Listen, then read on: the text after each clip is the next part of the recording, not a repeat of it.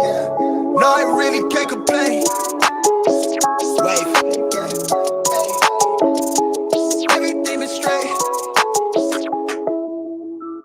Wave. Yeah. I'm in it for keepsake. In the field with the cleat lace. Beat flick with the bare face and a slick tongue. That's what she say. She look good. She a big tease when she bite lip with the wink face. Hella bad when she throwing it back. She bring them my way for the team play.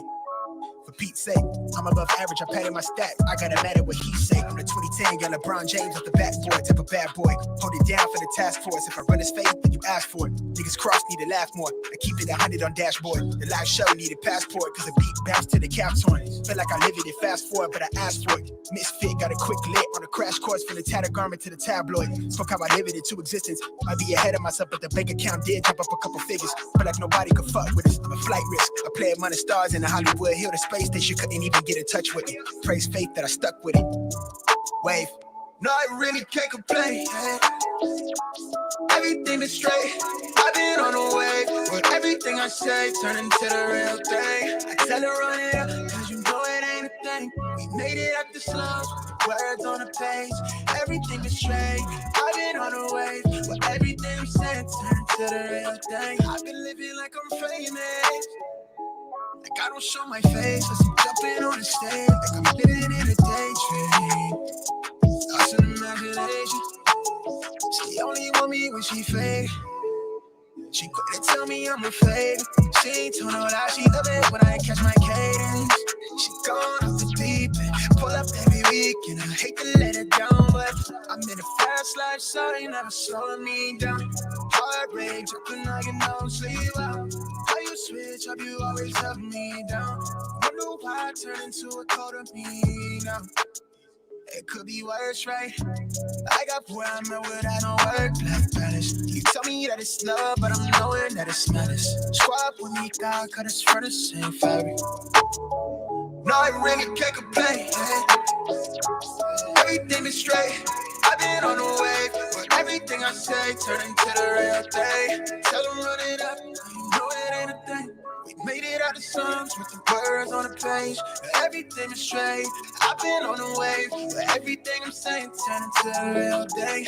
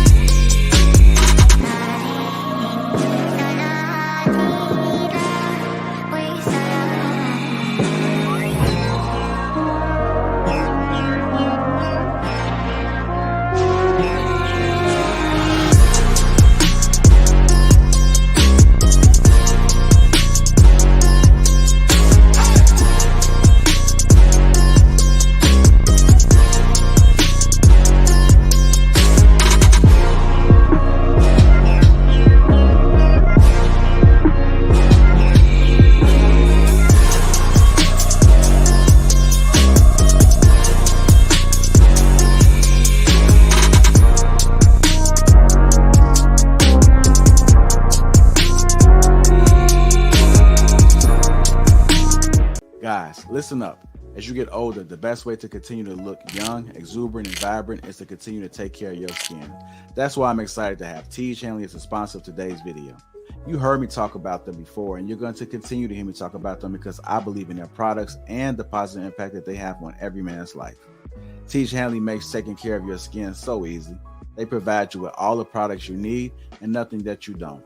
Every box comes with an instruction card that tells you when to use each product, how much to use, and in what order. Lapeef family, I must admit, skincare wasn't always something I always focused on, but since I started using this system, I've seen improvements in the way my skin looks and feels. And you don't have to take my word for it. They have over 5,000 five-star reviews on their website from satisfied customers from around the world. I recommend you start with the level 1 system, which comes with all the basics: a daily face wash, an exfoliating scrub, an AM moisturizer, and a PM moisturizer.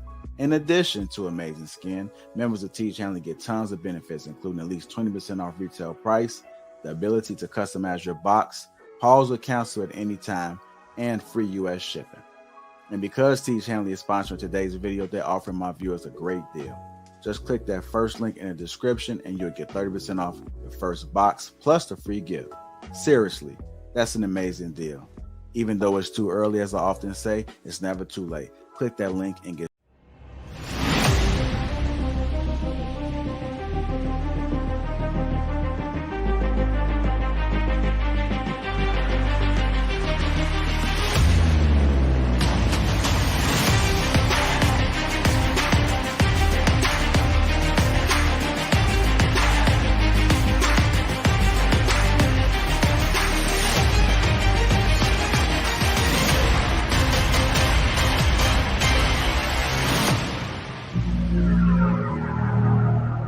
go time.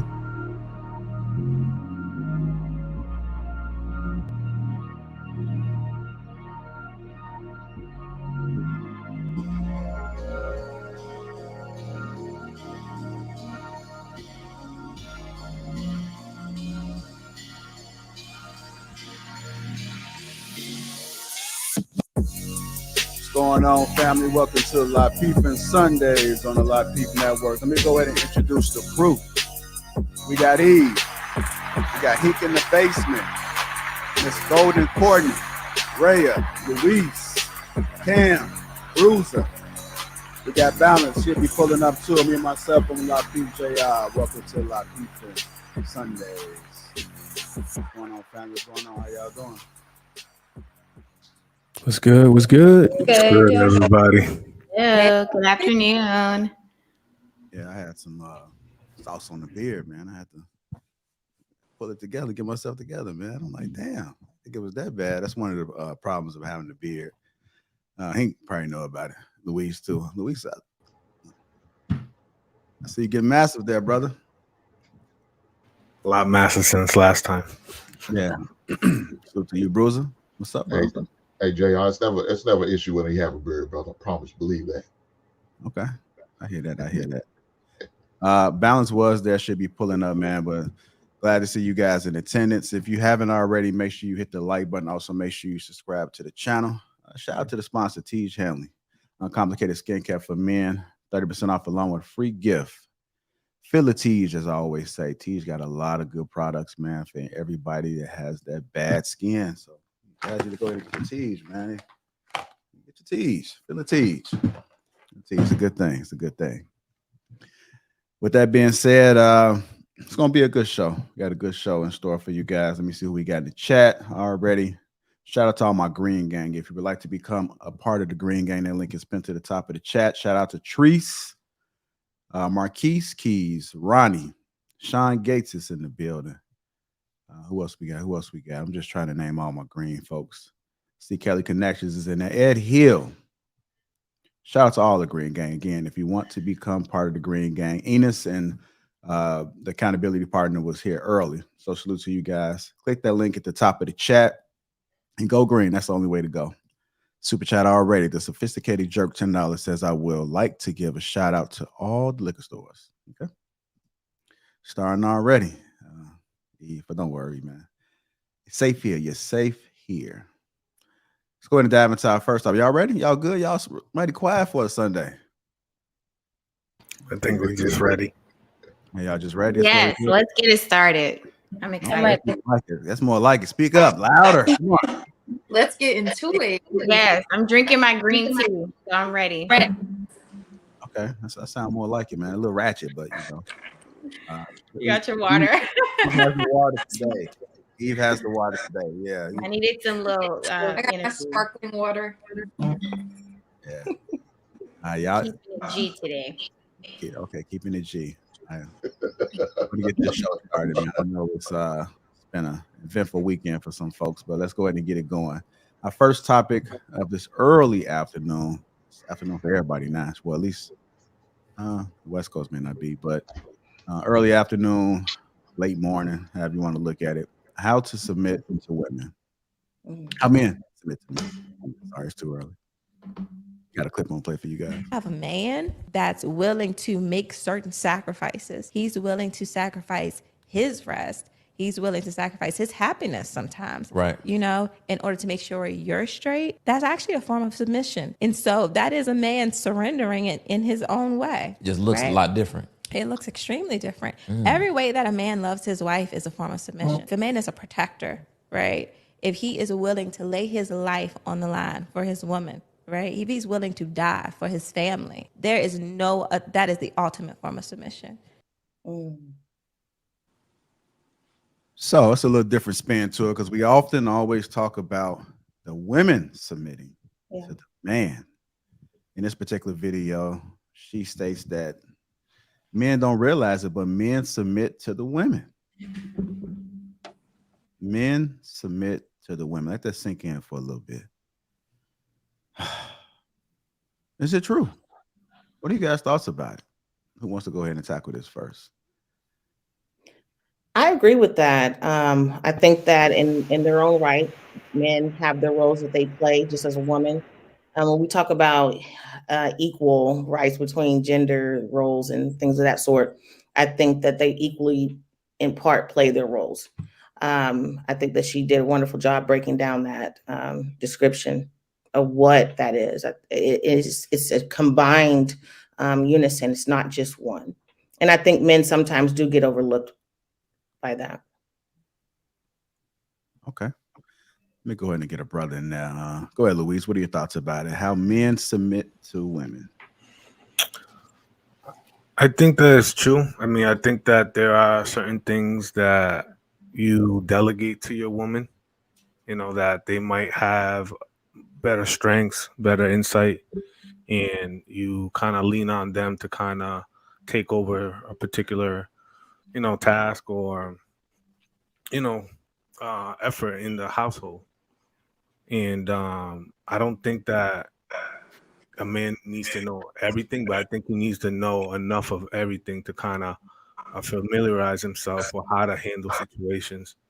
I think too often a lot of guys think that it's all you need to have the full package, but you keep forgetting at times that you do have a partner who is just as equally as competent as you and might know certain things that you might not know, and sort of you find a way to kind of balance and piggyback off each other to kind of make that union much stronger. Okay, like that. Go ahead, Miss Cam. I see you came off the mic. Make sure we mute in between panel. So I feel like I would have to disagree. I think that there's strength in a woman submitting to a man, and I don't think that we're equal to each other. I think that him being a provider, him being a protector are separate from submission. But yeah, that's just. Yeah, and to piggyback on that, I also disagree with a man being submissive to a woman because ideally a man has that authority figure and, you know, the woman is supposed to submit to a man. So when saying that women or men should be submissive to a woman is kind of weird to me. I don't like the idea of, you know, my husband submit to me. I want him to have that masculine role and, you know, taking ownership and most of the, you know, the duties and the responsibilities, protecting, providing for the family. And I really take pride in that I could just follow along with his leadership. So I don't really like the notion of men can be submissive. I think the examples she gave were just, traits that a man should just have in general. But to say a man submitting to a woman is kind of problematic in my I get what you're saying. I get what both of you guys are saying, and it's an interesting point that you all made with that. So I can understand why you would think that, but I don't think it emasculates a man just because they are able to submit to a woman. It's a different type of description of what that role is, but nevertheless, it's something that is still appreciated amongst a couple. So, yeah. Well, because a man typically has that authority over the family, right? So when we think of submission, that's what you think, the male having that, the final say, that pretty much the authority over the family. So that word doesn't really align with what, she's trying to portray in that video. So I don't know. I'm gonna read the definition of submission just so we can understand. Sometimes we use words and we attach our own point of view. But here we go. The action or fact of accepting or yielding to a superior force or to the will of authority of another person. Definition 2 says the action of presenting a proposal, application, or other document for consideration or judgment. You guys can go ahead, my bad. Okay, so I feel like from hearing the definition, it still sounds like that's not something a man should be doing. I feel like the man is the superior power, so you shouldn't be, switching roles in submission in the regard that she's speaking on. I don't feel like there's a way for a man to, I don't know, like bend his will to a woman. I don't think a man should be submitting to a woman. I think that even if you have a situation to where the man relinquishes over his paycheck, that's a level of submission in its own right. And meaning that what that man worked for his family, because he is the head. And we still have people that live in that traditional setting where they will relinquish their checks over and allow the woman to take that. So again, that speaks to a level of submission by definition. You see what I'm saying? And Miss Ray, you came off mute, so I thought you had something to say, sweetheart. Yes, like I don't understand personally how the word submit got such a bad rap. Like, why is it viewed so negatively? At the end of the day, it doesn't matter if you're male or female. When you're in a relationship, you are going to have to submit at certain points. And I don't understand what's negative about role switching, because roles will have to switch in certain points. There are going to be areas as a woman where you're going to be strong when your man is weak. He cannot always be strong. He cannot always know what's right. There are going to be times when you know what's right. There are going to be times where you need to take on that leadership role. And that's just the fact of being in a relationship, period. And to piggy off of that, Rhea, we have to say that a woman, and this might be argumentative, that a woman is more of the brains a lot of times in situations, because we are able to yield them for some of the things that they may not have foresight of. And so please don't take away your essence as a woman and what your contributions are in a relationship. All right. And so again, I want to say there is strength in submission, which is why I don't want to take that away from women, because I think that is a power that we have, again, like you said, over men, like that's our power. But to use your example about the paycheck, I don't think that's a man submitting. I think that's him delegating his power to the woman, like it's his paycheck. So I'm telling you here, this is your role. Your role is to use the money and, do with it accordingly. So, again, I don't think it's a bad thing. I think it's a great thing, but I think it's a great thing for women. All right, let me get some of the men in there. Hank, what are your thoughts, sir? Or Bruiser, either one of you guys can go. Go ahead, Bruce. You're on mute, Bruce. Bruce, you're on mute. Can you hear me? Yeah. All right. A lot of y'all have some good points. A man doesn't, let's just be clear, a man doesn't submit to a woman. That's just crazy. Men submit to his plan. A plan that requires hard work, focus, sacrifice. Just because a woman happens to be in that plan doesn't mean he is submitting to her. A man requires submission. He does not give it. He leverages his duty, his sacrifice, his seed in exchange for what he wants a wife to maintain during marriage. The men who do submit to women are the ones who are not leveraging their power. Those men willingly give away their seed, their provisions, their protection, and time in exchange for the things, they hope to get out of a woman. That is an example of a man being submissive, allowing women who are out of order into his system, in which ultimately corrupts the system. It's a good point, Rosa, but let's not get away from the fact that there are levels of that definition of submission. Cameron, you made a great assertion about that, and I really like your viewpoint on that as well, and I received that. But what we're saying is that, and so did the young lady in the clip, that there are at some point, not to say by its topical definition, but a little bit more visceral, that a man in some regard does have a level of submission to their woman.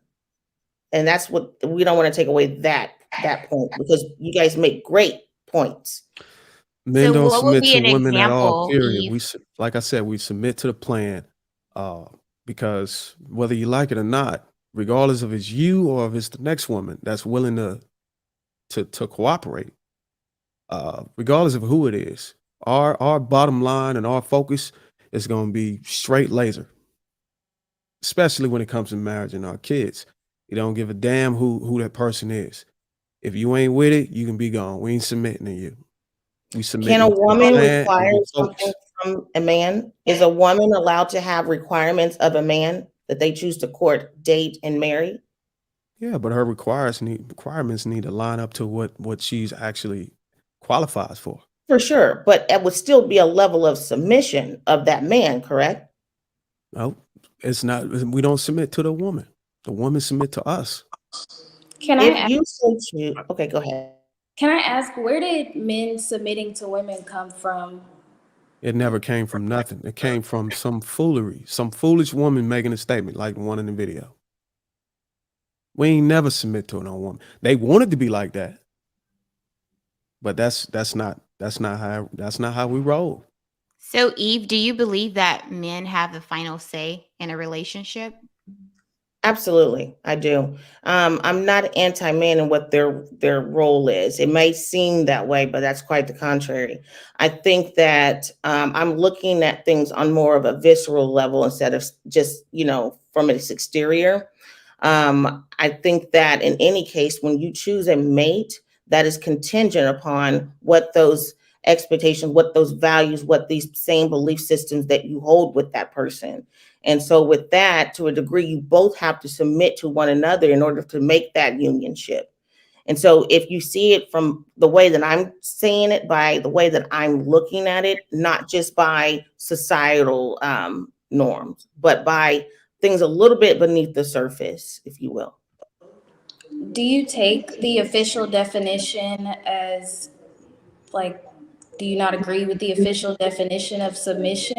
Because I've in listening to the official definition, it can't be applied to men. Like, it just doesn't make sense. So I feel like you're changing the definition to make it make sense for men, but they're not equal to us. So there's nothing in weakness for us to not, there's nothing weak about a woman being submissive to a man, And I think that the fact that women have this ideology that it is a negative connotation now, it's like, no, if it's negative, then we have to make it so that men do it too. Because if men do it too, then it can't be a bad thing. But it's like, it's not a bad thing if we're the only ones doing it, because it's our role and they have their roles. So.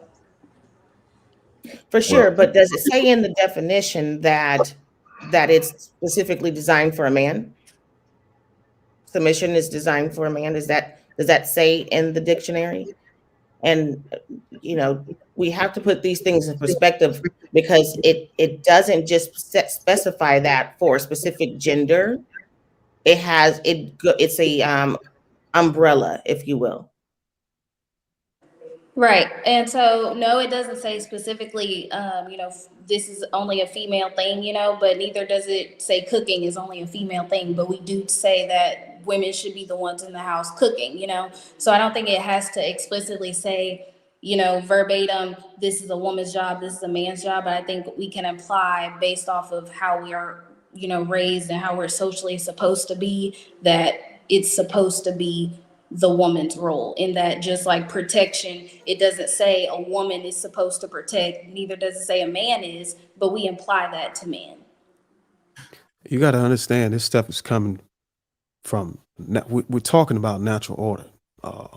If you want to keep leaning on a definition, you're going to find yourself embracing the ideology that a man can be a woman and a woman can be a man. I mean, it's just coming. So just get ready for it.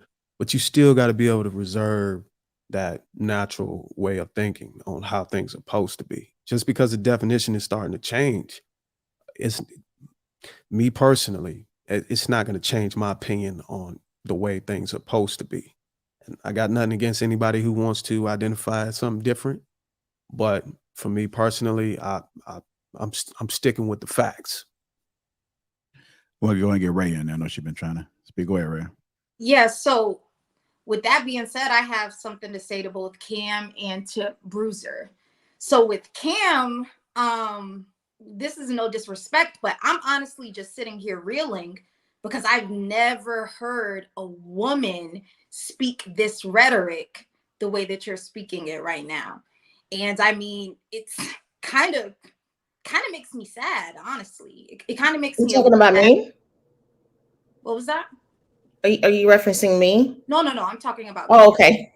And then with Bruiser, so you say a man can't be a woman and a woman can't be a man. So I guess you're one of those people that don't believe in the existence of someone being transgender or non-binary. No, I believe that people can go ahead and do that. I believe society has created a technology, a space, and understanding that you can go out and do it. But I do still believe in the natural order of things. Just because somebody say a man is a woman or a woman is a man, that doesn't mean I have to be forced into believing that. You get what I'm saying? I still reserve my own opinion on what I think. But just because society say, oh no, you're not even it's going to come to a point, and from my understanding, from what I've been seeing, is that they're going to completely do away with gender, period. Not saying that I'm not going to be able to You submitting to her right now, Bruce. That's You know you already don't been believe taking that. place. Bruce, you are submitting to her right now with what you just said. I'm not submitting Bruce, to I her. know I'm you just better coming than down to her. I'm just coming down to her level so she can understand it without being triggered, just so we Bruce, can you have submitting to her some right now. useful dialogue. You are Because I know submitting how to these her, Bruce. conversations. I Then know let how it these go. conversations can go. And let the truth be known, dog. Don't do that. Let me say what I need to say. But to be honest, Cameron, I think Cameron put it perfectly. And for a woman to come out here and go against the woman's code and actually stand up for what's right, and for you to say you sad, it just reminds us the state that Black women are in.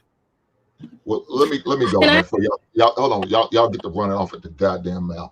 Look, the only time a man submit to a woman is when he says "I do." That's the only time. When he bless a woman with his last name is the only time he submit to her, because he gave up every other option he had or could have had, or any other woman that he was dealing with. He gave all that up. That's the only time a man will ever and should submit. Now, with this thing about, I don't know what you say, Ray, about don't believe in. No, hell no. You are what you are. I don't care if you change your outer. You still a man. I don't care if you change your outer. You still a woman. That's what you are. Ain't nothing gonna change about that. Just because you change your outward appearance doesn't mean you're a man or you're a woman. So no, I don't believe in that bullshit. I think what's happening right now in society is that traditionalism is starting to become a thing of the past, and it's starting to usher in as a culture. I would reference myself as a traditionalist, contrary to some people's beliefs. And so it is a dying breed out here. And I love the fact that people, especially those on the panel and those in the chat and beyond, still want to hold true to those norms. because it is something that's happening today. You're able to change and transform things in whatever you want it to be. So I'm not here to negate that. I'm probably a little technical. This is probably where you and we're getting kind of crossed in with our form of communication. But nevertheless, I do believe in the institution of traditionalism. I just wanted to say really quickly, for Rhea, I wanted to ask, like, what part of my rhetoric makes you sad specifically? And then for Eve, I wanted to ask, if you say you're like a traditional woman, then what aspect of a man submitting are you agreeing with? Again, like I said, I'm not basing it off of the expected norm of by definition. What I'm looking at it is a bit visceral, like the young lady that was on the clip. She said certain things would define that man as being as a submissive, and so I agree with that in that form. But I also agree with you, Cameron, and you, Bruiser, that there is a traditionalized a stigma attached to submission by gender, and I believe in that. Okay. So it's not up for debate on my end of that. Okay. All right, go ahead, Ray. I know you wanted to. That she asked you a question as well, and if you want to chime in. Oh yeah, so I would say the part that made me sad about your rhetoric, as I called it, is the fact that you seem so rigid in, okay, things have to be this one way. I don't believe that life is one size fits all. I don't believe that gender is one size fits all. I don't believe that we all have to be a certain way. I believe you do what works for you. You do what fits for you. So you're kind of like, oh, women, we're the ones that are supposed to be cooking. We're the ones that are supposed to be doing this. Whoever said that anyone was supposed to do anything? I just categorically disagree with that. Yeah, but I also think that that's a very postmodern thinking, considering that for hundreds and thousands of years we've always had natural order. Men knew their role, and women also had to play the role in that relationship, in tribes and communities and things like that. It's only within the last 60 to 70 years that we've started to kind of slowly turn the ship upside down, right? With new different ideologies and different perspectives on how relationship dynamics should work and shouldn't work, right? And I think that a lot of the content that you see nowadays is to kind of, in a way, slowly emasculate and kind of erode the sort of masculine foundation of men, right? Yeah. Can we recall when that started to happen? Can we recall when that did start to happen? Women started taking on some of these roles as men. I would ask that a man answer that question, please. Can I respond to Rhea really quickly? Sure.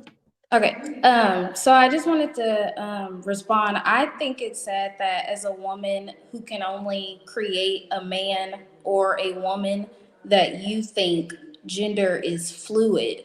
I think that that's a problem in our society now, is that, there are women who, of course, I don't know how old anybody is, but, there is generations of women who are older than I am that are telling us that, gender can be fluid. You can be what you want. There's no right way to live life. There's no wrong way to do it. It's like, if you want certain goals and you want to achieve certain things, there is a right and wrong way to do things. And I think that we need to start implementing that so that people know what to follow. And again, and I want to just, kind of piggyback off of what all you collectively been saying. But again, to answer my question to the men only, when did this start to come about? When women started having this independent role and having these expectations, this, like you said, Luis, postmodernism type of ideology of things. All right. Can you answer that? And when you answer that, I will also respond to that. Okay, I just want to have one guy answer that. I know we kind of getting a little bit off topic, so we just have one guy just answer that, and then We're gonna go to balance, and I'll play the clip for you. Did you see the clip, balance? Okay, I'll play the clip for you again so you can respond. But anybody want to answer Eve's question? What was her question? When did it start? Did it begin that the woman started taking on some of these roles that they are both the provider, the man and the woman in the household? When did that start to take place in the household for women, and why women start having this ideology about what certain roles are, like Lee said, post modern idealisms about gender roles? I want to say maybe the 1980s, third wave feminism. Just keep I it would short. definitely say 80s. It would be World War II. What? Yes. Oh, That's when they you introduced actually women into the workforce because answered. wow. We can equate it back to World War II when the husbands were going off to war. Okay. And the woman had this thing called a second shift where they were working the man's job while coming home and providing for their families. And so when they came home from the war, the men wanted to get the jobs back. But guess what? It was this big phenomenon that women also wanted to work as well. And so that was a fight in that entirety. So, and I'm saying that to say this, it stemmed back a long time ago. And also, you're correct, it did also happen in the late 70s, early 80s, when welfare started to take place, especially in the Black communities, because we didn't during the World War II era as Black people receive welfare. It was So how predominantly. does that make you feel knowing that man sacrificed his life, went out abroad to go die in a foreign country, and to come back and have to combat you for the natural order? It doesn't make me feel anyway, but I think a person, if they get an experience of something, that they have a right to see that through. Now, I understand what your point is, Bruiser, but also looking at the fact that why these things are, we have to dive a little bit deeper, what's beneath the surface. Why did this happen? And this is what the lens that I'm looking at it is, not surface level. And that's what anything that I'm saying in response to. You know why? Because naturally women wouldn't want to go to World War II. But I have a question. Do you think that just because a woman has to start providing more for her family, that her femininity has to leave her? Because it seems like the argument a lot of y'all have is that because we had to pick up the slack wherever or whatever the reason was for why the man wasn't there, you lost your femininity because you became masculine in being a provider. But as a woman, we're supposed to naturally be feminine. So where did the femininity ever go? When women had to start taking care of children by themselves. And this is just not for a specific demographic. This is for anybody. If any woman has to be the sole provider for their offspring and that father isn't there, guess what's going to happen? A woman's going to have this idea of like, I can do this by myself. I don't need a man. Now, that takes to what a woman's decision-making process is for sure, and why she chose that particular partner. But that's a conversation for another day. Nevertheless, it still happened. We still had a lot of single parents, single women raising children, young men, and everything in this progressive society. This is where the idea is coming. This is why traditionalism is starting to be washed out because of this. But in So saying just because that, you was we able don't to see. maintain for a short period of time, now all of a sudden you don't need a man. Do you hear Yeah, that you're bull kind of what they're negating saying? the fact that propaganda never played a role in this entire experiment. Because at the end Absolutely, of the for day, sure. this is an One at experiment. a time, family. One at a time. Let's go ahead and That makes no sense to me. So for 3 to 4 to 6 months, maybe a year, you feel like you don't need a man no more just because you was able to maintain for a short period of time. Oh, I don't need a man now.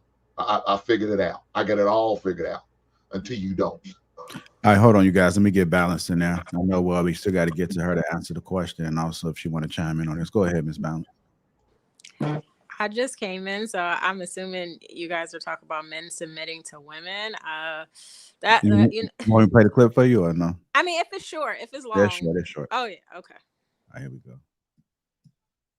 If you have a man that's willing to make certain sacrifices, he's willing to sacrifice his rest. He's willing to sacrifice his happiness sometimes, Right. you know, in order to make sure you're straight. That's actually a form of submission. And so that is a man surrendering it in his own way. Just looks right? a lot different. It looks extremely different. Every way that a man loves his wife is a form of submission. If a man is a protector, right? If he is willing to lay his life on the line for his woman, right? If he's willing to die for his family, there is no, that is the ultimate form of submission. All right, there you go. That was a nice clip. I actually follow her on Instagram, I believe. She says a lot of dope stuff. So I will say that I think we get lost in wordplay a lot of times. Like a lot of men and women don't like the word submission for some odd reason. Like that word scares people, right? But I do believe that, you know, women are nurturers and then the man is the provider and protector of his family. I mean, I don't care what you call it or title it, but that is the man's role. And if he does it well, that is how he is loving his family. So, I mean, that's really all I would have to say about that. And then I wanted to say about Eve's point earlier, you know, when you see single fathers, you don't see them pick up a more feminine role because there's no woman there.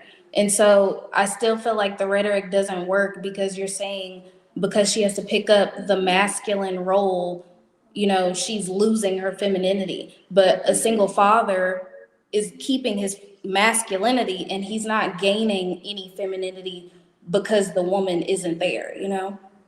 But what All right, is that hold on, father, that Eve, hold on. absentee father doing though? Hold on, Eve. Hold on, Eve. Let me get Ray in there. She's been trying to call the mic. Go ahead, Ray. Yeah, so I want to disagree with that because my father actually had to be a single father for a while. And there are feminine things that you have to pick up being a single father without a mother in the home. Like remember earlier, you said cooking, that is the woman's job. As a single father, you have to cook, you have to clean, you have to nurture, you have to be there to teach your little girls how to be little girls in the best way that you possibly can. As a man, you absolutely have to take on some femininity in order to be the only parent in the household. You cannot only be masculine because that feminine element is not there. So that has to be compensated for. But Do Ray, you not think those are just jobs? Did your father sit there and say, I don't need a, Because did your father sit there and say, I don't need a One woman? at a time, family. They cannot hear us. Did your father make that statement? Did you hear your father say, I don't need a woman? No, I didn't hear that. Oh, but okay. I also That's all I want to know. No, but I also didn't hear my mother say when she was the single parent that she didn't need a man. I didn't hear it. But you have some women's mindset take on that mindset, like Eve, for example. She sit there and said, oh, I don't need a man. After a man's been gone for, say, a short period of time, or maybe a year or two, or he's not in the picture of the case, I don't need a man. I didn't say that for myself. I said that as an what other women have as an idea, but because of their being absentee fathers, that didn't equate to me, sir. And I also want to say to your point, Rhea, I don't feel like that's not your dad becoming feminine. He was doing job roles that I feel like are reserved for a woman. So I don't think that he was becoming feminine in doing those job qualities that a woman would have done had she been there. I think that was just him stepping up and doing the role, like I said, any single father would do, just like any single mother does do. You're doing the role of that man. But why do women feel like you have to take that role on top of masculinity? Because I was raised by a single mother and she was raised by a single father. And being raised by a single father, he kept his masculinity the entire time. There's nothing feminine about my grandfather. And my mother was a single mother. And I feel like she was masculine because she was raised by a single father, because there was no femininity in him. There was no woman in the house. So that's why I can't understand how even still you saying that he became feminine just because he took on the roles a woman would have done. But Cameron, sweetheart, you make my point Hold when on. I say when there's a lack thereof in the household, this is what it equates to. And I don't think it was no water in that bottle. It might have been some of that Seagrams gin. No, I think it just all depends on how it's coming. Go ahead, Ray. Oh, so you said he's not becoming feminine. He's just taking on some stereotypically feminine roles in order to get the job done. So how can you say that these women are not just taking on stereotypically masculine roles to get the job done? What is it that you consider this extra masculinity that they are taking on?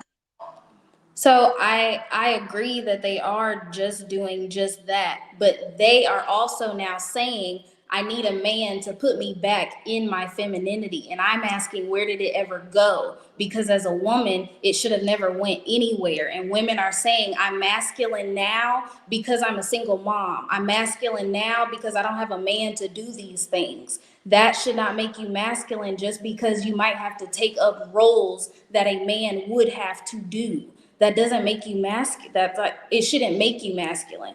That's what I'm saying. But women are claiming that that is why they're masculine. I want to get Court in there because I know she just came off the mic. Go ahead, Court. We got to start bringing this to a close to move to the next topic. Go ahead, Court.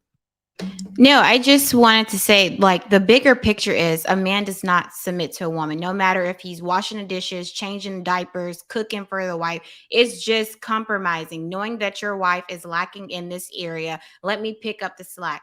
Ideally, your spouse or whomever you're in the relationship with, a man, his ultimate gold or superiority is to be the authoritator in the relationship, point blank, period. There's no compromising that. The woman should submit to the man does not submit to the woman. That's just what I want to say. It's just that simple. All right, this is how we're gonna do it, folks, where we can transition. We're gonna go to Luis. We'll go to Luis, Bruiser, and Red if you want to respond to anything, and then we'll finish off with Balance. We're gonna keep it moving. Nobody else go. Did you want to chime in? Say anything, Luis? No, I think we beat a dead horse. I think we're just conflating, submission with delegation. Delegating, duties and orders in a relationship. Okay. All right. Go ahead, Bruce. Anything? Final thoughts on this? I want to give my turn to Cameron. I think she put the nail in the coffin. I'll let her go. She can end it. All right. Go ahead, Rhea. So ultimately, I feel like the word submission at this point just needs to be thrown out when it comes to these types of discussions. Like, what we're arguing here is simply semantics, plain and simple. It's semantics because we don't like the word submission. I think women collectively dislike the word submission, and I think men collectively dislike it. So I feel in general, just when it comes to these types of discussions, let's find a different word. Like, we're smart, we got vocabulary. Let's find a different word. Like, we don't have to keep saying submission, like, period. That's how I feel. All right, go ahead, take us on, Balance. Yeah, because when I jumped on, what crossed my mind is compromise. Like Court said, that's what came up in my mind. Because people, if you actually look at the definition of submission, it means to submit to authority. So if the man's the authority, then how is he submitting to the authority of the woman? Like, it just gets all convoluted. So I agree. I mean, it is semantics at this point. It's not about submission. Like, the man, his role is to be the provider and protector. That's how he loves his family, and that's all. I'm good with this topic. I'm ready to. So when a man submitting to order, the natural order of things, authority is order. That's what men submit to, the natural order of things. Mm-hmm. And a man creates the natural order of things. So that's why I said it's the plan. It's the bottom line.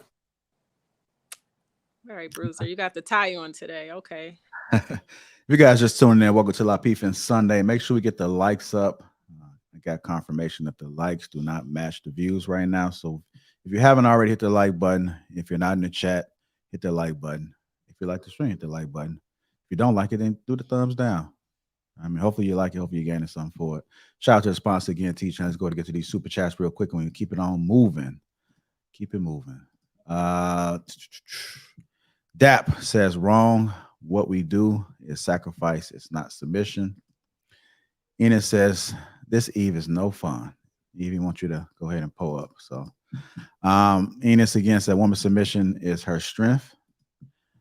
Raw D oppressed $2 says 2 Eves. This should be interesting.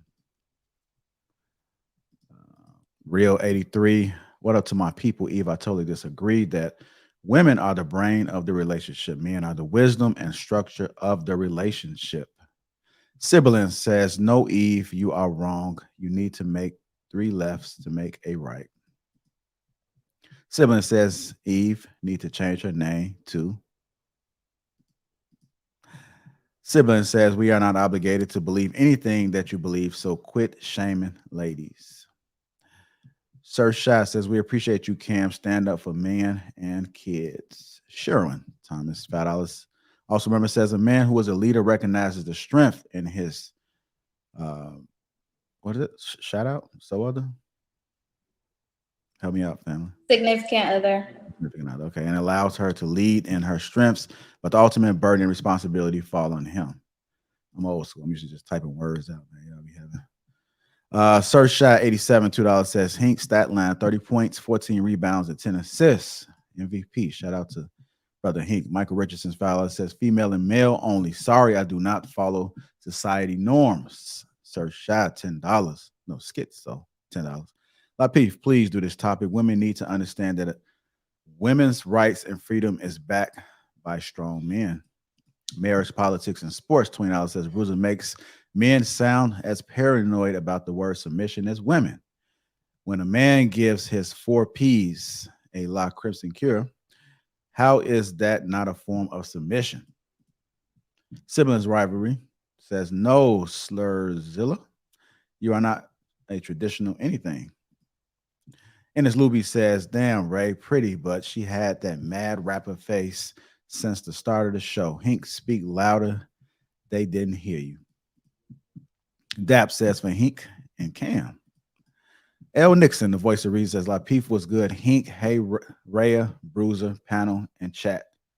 All that love. We almost done. Sibling says second wave feminism, 1965 during the Truman era. Marriage, politics, and sports says roles began to change in the event of the birth control pill. It was the ultimate weapon of feminism. L. Nixon, the voice of reason, says when men have to take on both roles, him having to be feminine to do it never comes into any conversation. Why is it different for us? Marcus Evans, $5 says, thank you for that point, Cam, and welcome to the panel. Marcus Evans again says, so if a man that's a chef that cooks, is he taking on a feminine role? We had another one come through. SMS Sweeney Podcast says, we fail to realize humans will do what necessary to survive, and the roles are delegated accordingly. As circumstance change, so does the people. Bruiser Super Chat, it says, $10 women despise submission because it demands them to comply with their natural state. Women want to use femininity as a card to play when it's their benefit. Shout out to Jay. He couldn't be on the show today, but he super chatted $40. Suit to you, sir. Marcus Evans, I think I might have read that one already. I think is that all of them. That's all of them. I want to thank everybody that has sent contributions to the show. Thank you for your support. All we ask for is a like. The likes continue to stay low for some reason. I don't know why it's so hard to hit the like people. I guess we got a lot of watchers, but not a lot of people supporting. Hit the like button. That is the easiest way because likes are free. With that being said, let's go home, move on to our next topic, which is ladies, is it attractive when a man can put his ego aside when dealing with your relationship? We're going to play this clip. Oh, shit. I thought I had the clip.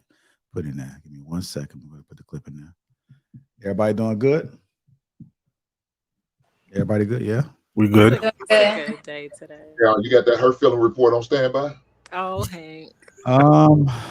Yeah, it's always on standby, man. It does.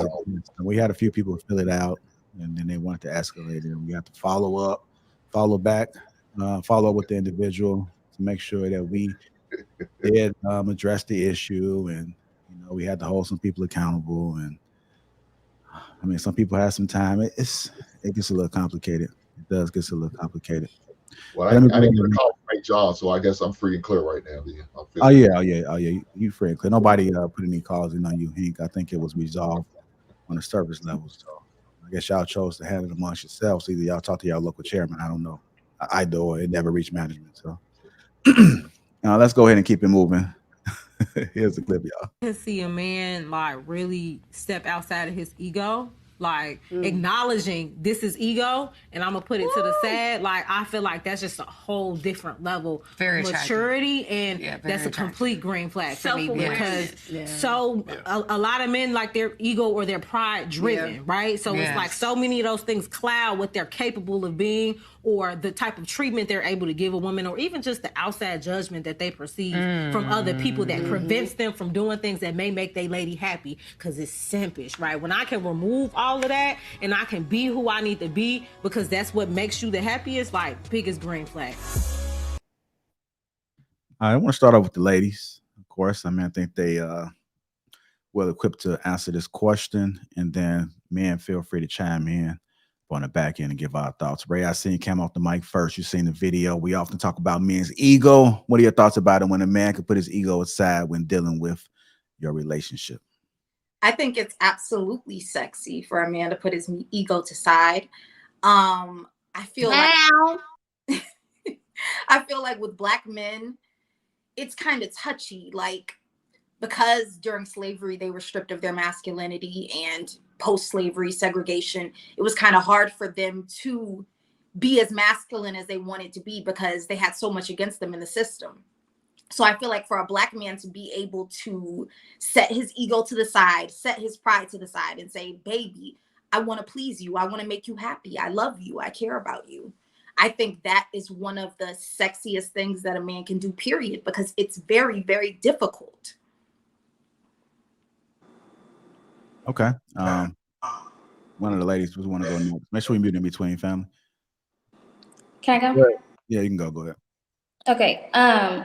So I feel like we need to just eradicate all the words. Like, everybody needs to just find new words for everything, because everybody's using all the words wrong. Because ego is basically, the definition says, a person's sense of self-esteem or self-importance. I think a man's ego should be at the forefront of his personality. I think a man with ego is sexy because he's self-confident. You know, I don't think there's anything negative about an ego-driven man. I think it's been used negatively for, like, asshole men, or maybe, like, I'm sorry, can I cuss? Like, you're rude men. to a minimum. Okay. Like, rude men, you know. But yeah, I don't think there's anything wrong with a man having ego. I don't think it should come in between him showing his feelings for his woman. I don't see how his sense of self-esteem could hurt his relationship. So that's my opinion. Okay. Ms. Court, what are your thoughts about it?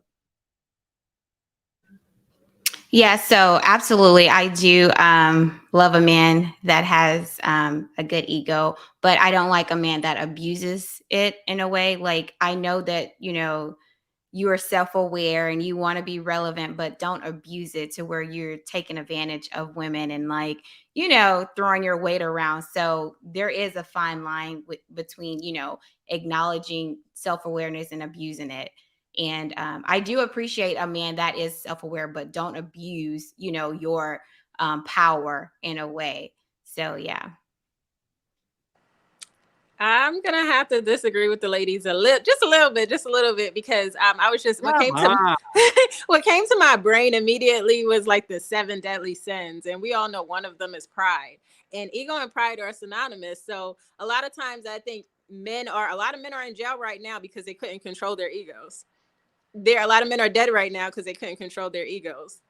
And, you know, after somebody stepped on their Jordans, somebody disrespected them and bumped them somewhere. Like, it's so many things that I think if a man cannot control that ego, it gets him in trouble.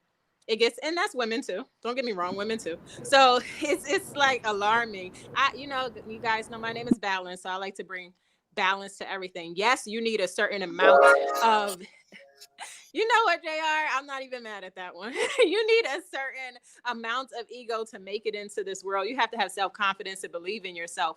Absolutely. But a lot of men take it too far. They take it too far and they get in trouble because of it. Their consequences come very quickly, and they come harder for men than women. Like, women, we get bailed out. You know what I mean? We got family, we got friends. You know, society loves us to make a fool out of ourselves and then help us later. You know what I mean? Especially when we're in our ego. That's why so many women are very egotistical. But when it comes to men, that ego gets them locked up, killed, all types of crazy stuff, and it's sad. So I wish men had the balance of learning how to control your ego, but yet use it when necessary. So know when to use the ego is probably how I would say that. Okay, I'm done. Yes. All right, You took the words right out of my mouth. That is a fine line between pride and ego, for sure. all right, go ahead and chime in, Eva. What are your thoughts about it? I know she took the words. No, I just said, yeah, she took the words out of my mouth. I was going to give everybody the floor just to speak, but thank you, Balancing, for being up here. Sharing your perspective. You and I have like similarities in thought, so I do appreciate that. You took the words right out of my mouth, girlfriend.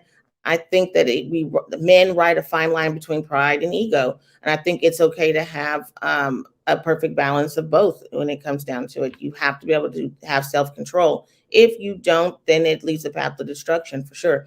But to just say that a man's supposed to have, there's nothing wrong with a man having an ego. Yeah, so we're not going to go back to the definitives of it all, but it is a balance. It is a boundary to having too much ego. And so what they're saying is, and I think that I would rather reference the term, like you were saying, Cameron, we have to be careful with the descriptions of things that by defining things. So I would have, appreciated if she said pride instead of the ego with that. So I agree with you on that. All right, gentlemen, the women have spoken on the panel. They gave their thoughts. You guys have any insight that you would like to add additional to this conversation? Once? I'll add something. Why y'all so quiet today? Like, what did I was just trying to give everybody a chance to say something. Y'all full of crap, man. But okay, go ahead. You want to go first, Inge, or you want me to go? Go ahead, man. I really got all right. So the way I see it is men putting their ego and pride to side is one of the reasons why women are out here running around lost. Men are bending for these women when they prove time and time again they out of order. And y'all keep saying that the ego is the reason why men are locked up. Now you can't just look at it like that.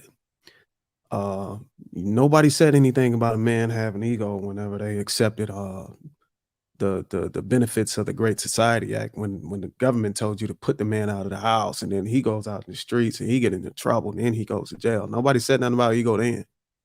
So you got to really look at it from a different point of view whenever you talk about men getting locked up. It's not all about just some ego. So I'm gonna let another brother chime in if you want to before I go on a rant. Yeah, I think a lot of the ladies brought up a lot of interesting point. And I kind of echo some of the sentiment, but I think that Bruiser was kind of spot on right there. I think a lot of men have bent over backwards and out of shape. You know what I'm saying? You can never break a man. He may bend, but he will never break. And I think a lot of men have bent so far back that us trying to put our ego or pride to the side has created a huge downfall in the disarray of order in most relationships. I think there is a level to be said to be stoic, to be able to withstand certain hardships that come your way, because life has always shown that man has persevered in good times and bad times, right? You know what I'm saying? Bad times don't last, but tough people do, right? And sort of one of the things that I kind of get out of this whole, being able to put your ego to the side is that it's essentially just the red cape coming out. Just let the woman do what she wants to do. Have leniency for certain things, not exercise a healthy boundary, right? There are boundaries in relationships. There are boundaries in friendships. There are boundaries in society that we don't cross. We might come close to that line, but we don't cross them because we understand ultimately there is something to be gained at the other side. And I think that the way that it was phrased in that video, I think it's just more of being a matador or a walk-off mat where we just let them to do it once, but what has that really yielded us in the end result? I mean, just look at how we communicate with one another, how we talk about one another, right? And sort of social media is just a byproduct of what we see that most people in society walking around are just thinking in their heads. So is it not so much about ego? I think it's about that boundary and setting it and being able not to bend over outside of your masculine frame.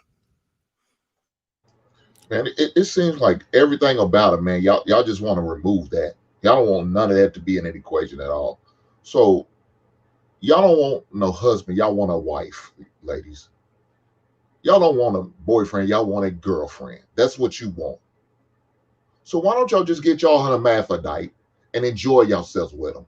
Because that's all you want. That's what you want us to be. It seems like y'all dislike everything about him, man. The way he acts, his delivery, the way he moves, the way his pride, his ego, everything. Y'all want to whitewash it, water it down. I just don't understand, man. I just don't understand. And it seems like only our sisters are like this. That's what it seems like. The only people that look like us are like this. So because a woman said, put your pride to the side. Hold on, Eva. It's not Thursday. You passport bros, I understand. You guys who decided to want to diverse from black women, I understand now. Then look, I'm not going to do it. I haven't done it. I have a beautiful black woman I'm in love with, I deal with, and I plan on marrying. Thank God I'm out the game, man. I feel sorry for my son and any other sons that got to deal with some of these speaking points and how these ladies are talking, man.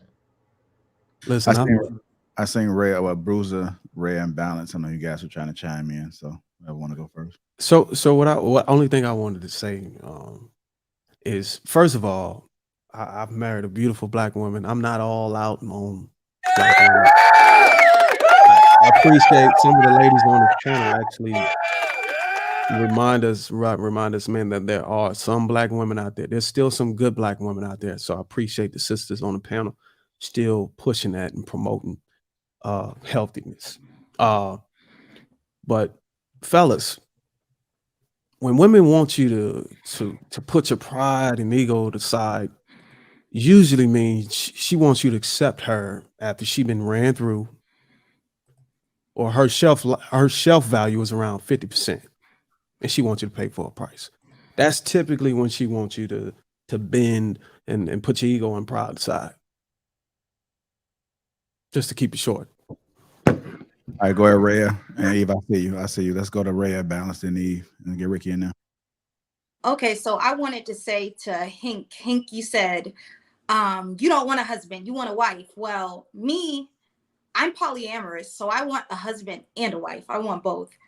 But I think when we're speaking about ego, we're not speaking about a sense of healthy self-esteem. We're talking about someone who is egomaniacal. I think that's a better word. That's someone who's overly concerned with their own desires. And like for me, you cannot be egomaniacal to be with me because, like I said, I am polyamorous. So there's going to be times when you as a man, you're going to have to see me out with my girlfriend. You're going to have to see me showing love and affection to someone else. And that's just how it is. But I think like with the word ego, we're using it incorrectly, as Cam said earlier, because ego is just a healthy sense of self-esteem. That's not really what we're talking about here. Go ahead, Balance. That was so interesting. I did not expect that at all. But it's so good to see you, Ricky. I can't wait to hear your take on this. So I wanted to say, dang, she almost made me lose my point. I'm sorry. Oh, man. Hello, motherfucker. It just threw me a little bit. All right, dang. Y'all might have to come back to me. It's okay. Yeah, come back to Okay, me. I'll come back to you. We go to Eve. Welcome to the show, Ricky. Welcome to Ricky.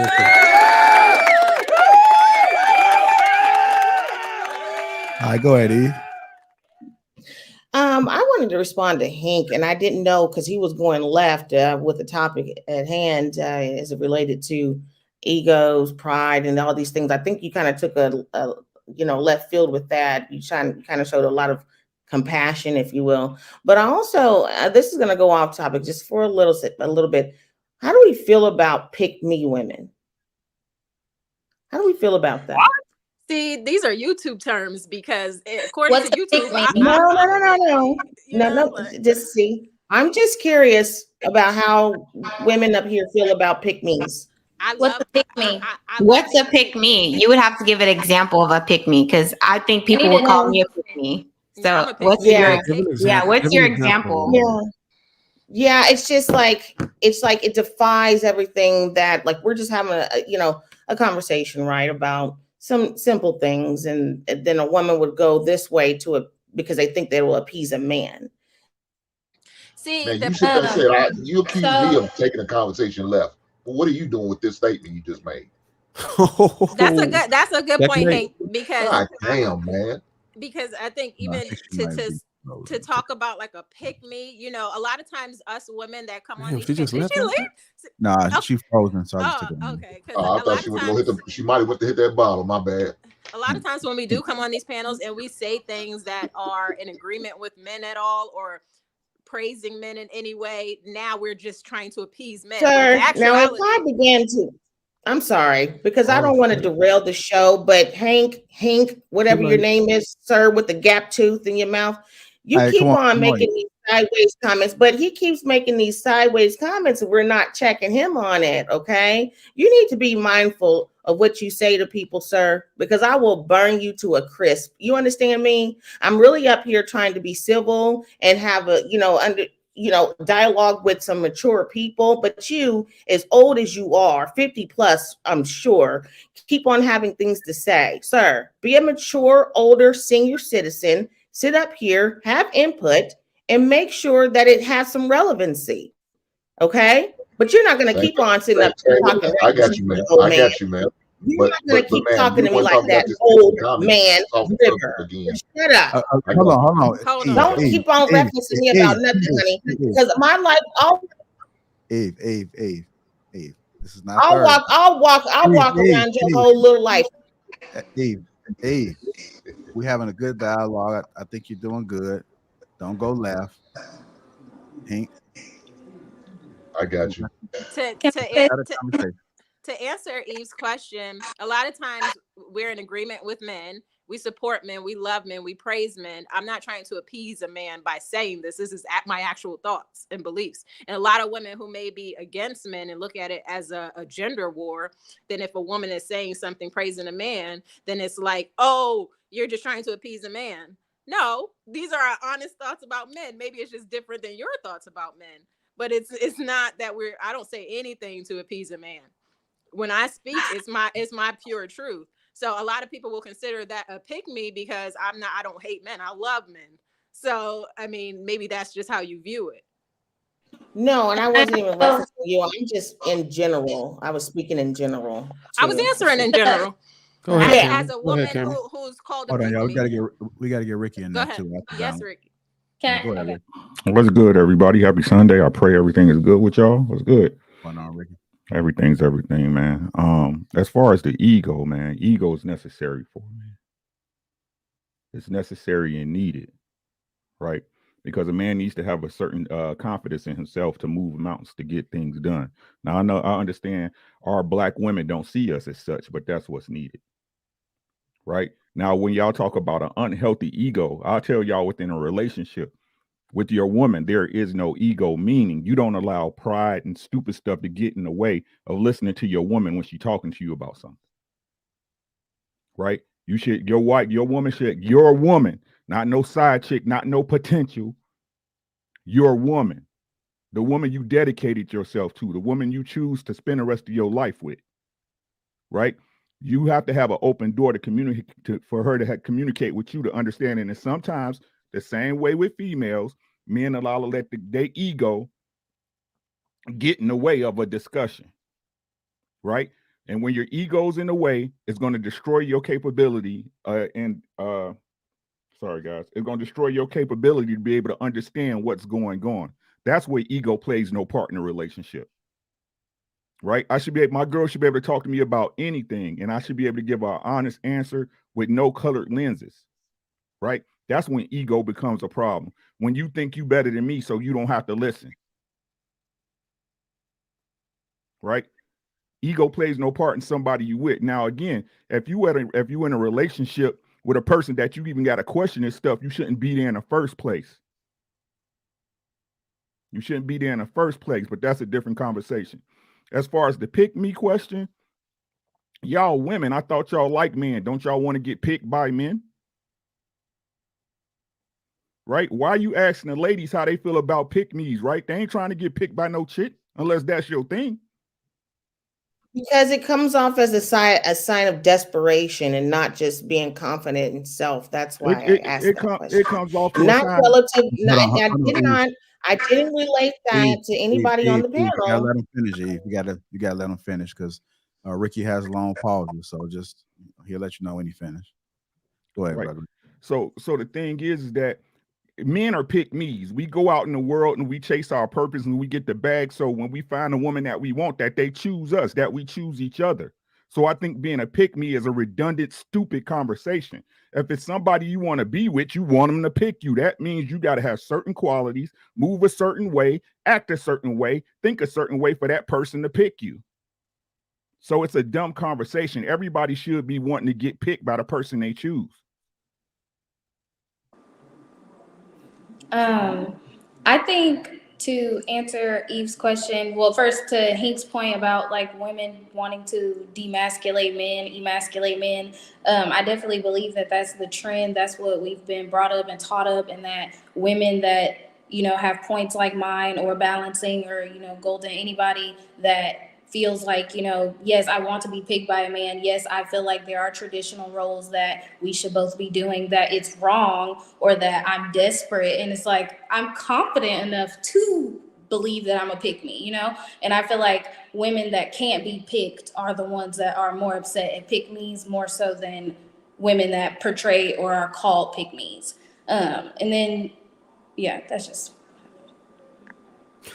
What's wrong with being desperate when you pretty much look like shit or your value is depleted? You're getting old, saggy. Nobody wants you. I don't see nothing wrong with being desperate. Should be a damn pick me. Well, we don't want her to be desperate where she's starting her OnlyFans and putting bikini photos on Instagram. Like, we want her to still have value. That ain't how you get picked. So we don't, huh? Is that how you get picked? Starting OnlyFans? Well, some women devalue themselves, you know, and be desperate enough to do things like that where their integrity is at, you know, at stake. But So what for do you do as a myself, woman like, when you desperate as a woman and you really, really want a man to pick you?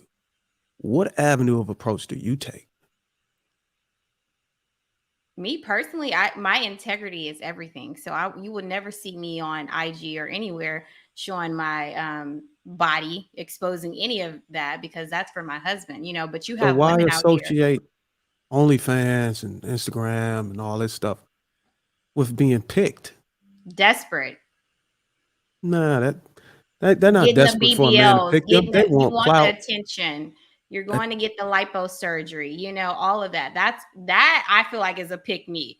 But women like balancing and Camp, like, I don't see us with our views being self-aware and acknowledging the man roles and, you know, loving that and respecting that. I don't think that we should be viewed as, or not saying that you, Eve, were saying that we are, but I don't think that we should be viewed as pick me's. We just really respect and acknowledge the male role. But desperate women, like I gave examples of getting the BBLs and the lipo surgery, I feel like those are the pick me's and those are the problems in our community. But those are not pick me's. Those are women who seek attention and validation from men, and women alike at times too. They just, you know, want the spotlight only on them and solely on them, right? They're not moving in a particular type of way to be seen in the best of light by a quality man, a man of virtuous, you know, a man of status, right? That's not a way to go about, you know, securing a relationship or little less marriage or a ring. right? Yeah, we know that, but they don't. They believe that's how they're going to secure a man and get a man with, getting Yeah, these but things, see, these this is the problem enhancements. that I yeah, but see, this is the problem that I have with that statement in the mindset that certain women have. A lot of women, unfortunately, are conflating short-term attention for long-term retention, and they're not mutually exclusive, right? You know, yeah, you'll get them for a day or a week or maybe a month. You might get flown out, some dinners or whatever, but that's it. You once you punch your ticket, you get on this ride, and once you get off, it's the next person to get on to go on the road about. You want somebody who's going to want to see you for you and value you and put you on their purpose and on their mission, right? Not a You want a long time, not just only a good time. The good times will come, but unfortunately, people today want instant gratification right up front and haven't really done any of the work to put themselves in a position to garner a long-term relationship. If you look at desperation in today's society, the things you should be desperate for, I'm find nothing wrong with a woman saying, "Look, I'm desperate to be a wife. I'm desperate to be able to have a husband, a household, to be able to raise my children." Given the state of the community out here, how these kids are being sacrificed, there should be some damn energy like that coming out of you to make some type of change. So I find nothing wrong when a woman say, "Look, I want to be a pick me. I want to get picked. I want to be somebody's spouse, a husband. I want a husband because I want to have kids, and I feel like the best opportunity and the best chance for these kids to survive is in a two-parent household." So any woman out here that's trying to get picked on those and that situation, and she says she's desperate for it, salute to her. And to add on to what you just said, Bruiser, that's why it's so imperative to have the two-parent households, because you need that balance when it comes to raising children. Like sometimes if a woman's single, she may nurture her children too much. The man will bring the discipline and the balance. And sometimes I say when it comes to ego, men need to know when to use it, is what I was saying. So a woman can help a man in that way. That's why I say we need to work together. So you know when to do what. Because we all have strengths, but you need to know if you're supposed to discipline a child, you're not supposed to sit there and nurture them and hug and kiss on them, right? You got to know when to do what, even though that's a woman's strength. So, I mean, a man, and like Ricky said, yeah, your ego is important, but know when and how to use it. That's all I want to add. I wanted to add on to Bruiser and Balancing's point, because I agree, and I also think that the game of wanting to be married is competitive. I think that if you look at numbers and you believe in numbers and things like that, there's not enough men for every woman. So it's competitive. You should be desperate. You should be wanting, in my opinion, to be married. I'm young. I want to be married young. I'm trying to be married before I'm 25. Like, I want to get out of here. I'm not trying to do this. So, I think that we need to be advocating, especially for girls that are my age in their, young 20s, early 20s, to find, you only have to get it right once. So just be intentional, move accordingly. You don't have to have sex to date somebody, just, and we can do it. You can get married. A lot of people like to bring up 50% of marriages that don't work, but there's 50% that do. So that's what I'm focusing on, is the 50% that do. So I think you kind of segue into the next topic, which is don't let them smash. Cam, but we're gonna get to it. Let me get to these super chats first. Shout out to Here for the T, became a member. I thought you became a member Thursday. I could be wrong. Brother Ben right there became a YouTube member. Salute to you. Dab says Cam needs to be a regular on the panel. Marcus Evans says, please keep Cam on Sunday. James Hines $10 says, please stop using pride. Trucker Yell says, Red, we looking for another sister wife anyway. We can get the application. Trucker Yell $2 says, Hink on fire. Marcus Evans $5 says, the hypocrisy is real with Eve. Marcus Evans says, so now we got a hyena on the panel now. Russell Sharp, pick me all natural. Trucker Yell $2 says, Eve, the Venus flytrap, aka Thunder Rat. Duke Whitfield, my time Pink. Come on now. My timing perfect. I never missed the heat. Marcus Evans says, Bars brother Ricky. Almost there. Yarley Moy says, I notice women above 30 plus year old always says theirs in the dating pool in great market city, i.e. NYC, Miami, Houston, etc. Something not right. Rands $5 says, is being gay a desperation? Is being gay desperation, being you could not attract the opposite sex? Marcus Evans says, shout out to the men on the panel for being surgical with this topic. I guess all the super chats. Say thank you for donating. Appreciate you. Hit the like button. That's all we asking for is you hit the like button. The likes are free. It's 1,100 people in here watching right now. Make sure you hit the like button. We should be at least at 1,000 likes right now. So hit the like button. Hit the like button. Let's go ahead and move on to our topic before we get to the meat of the conversation, which Cam kind of brought it up a little bit, but it is not letting him smash says a lot for a woman. Here's the clip.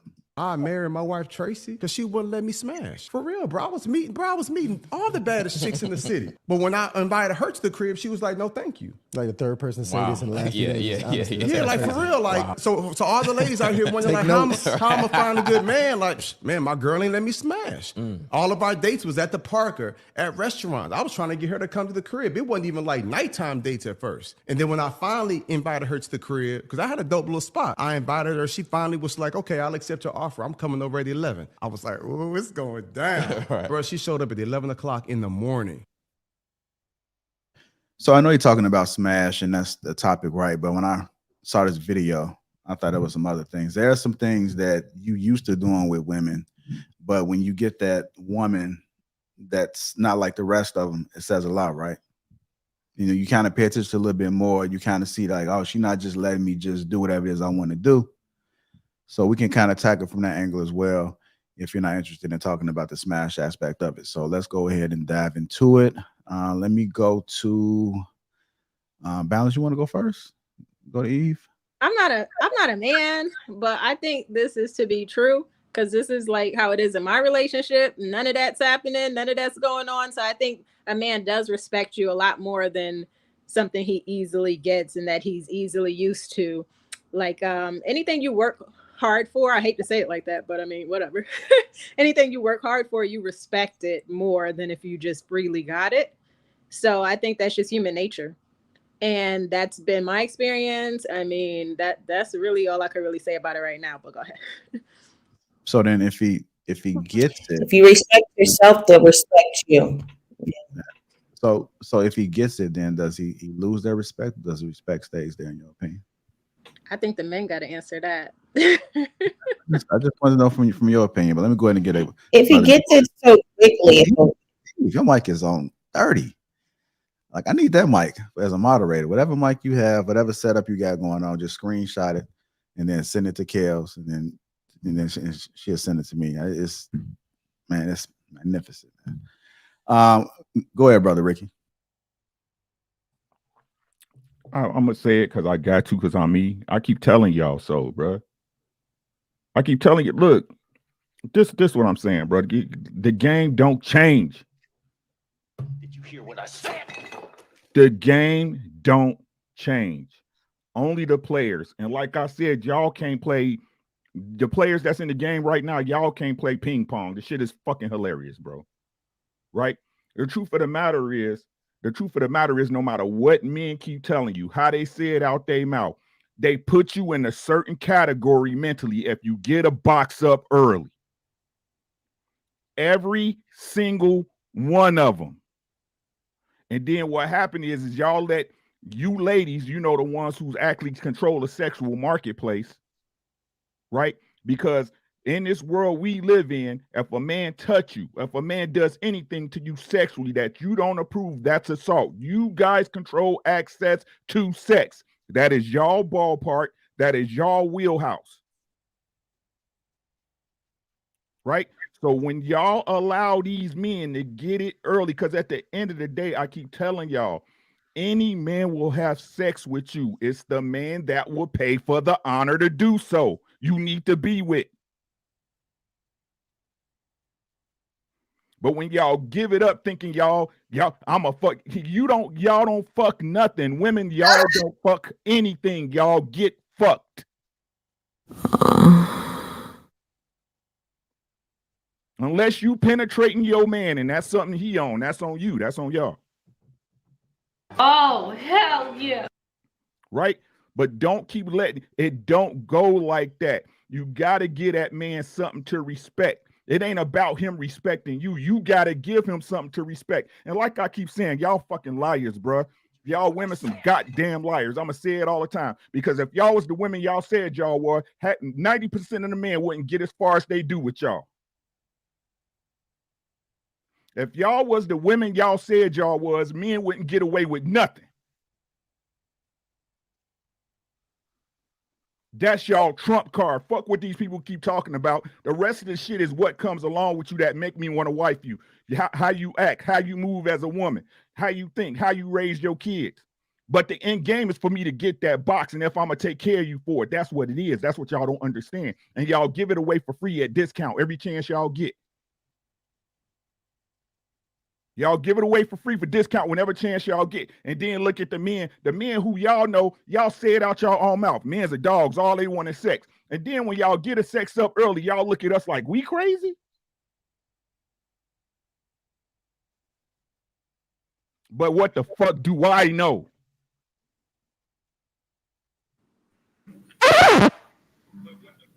Yeah, I would definitely say the box is power.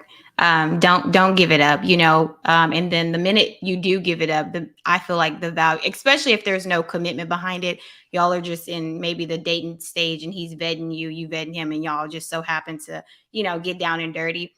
I feel like he's no longer interested in, making that commitment to you. So ladies, please, please, please keep the box closed. Keep it for your husband. Like, I want to even go to that point, like your husband, like leave that for your husband, because I've experienced, certain things that I wish I shouldn't have done prior to meeting my spouse. So having that regret, it's like, I wish I would have saved, that for just specifically my husband. You know what I mean? So the box is power. If, you have the opportunity to, leave that for your, husband one day. So, and I do believe that your value, the man value, differently once that's given up before that true commitment. Okay. There's some other people in there.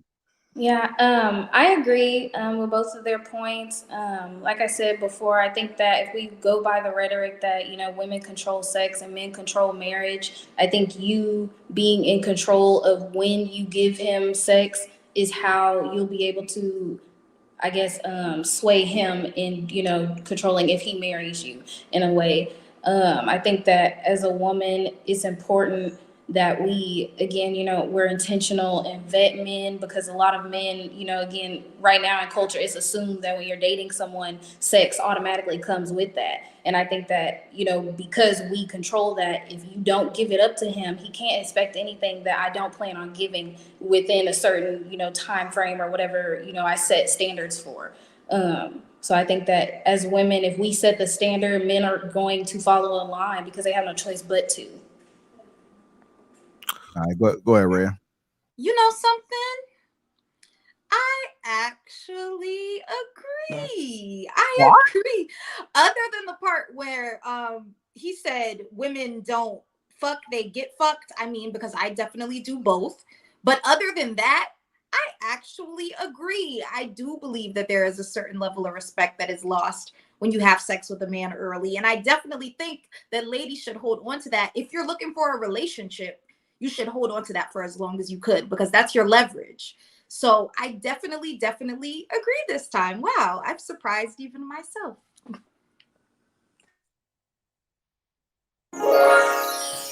Shout out to Rhea for agreeing. Go ahead, Bruce.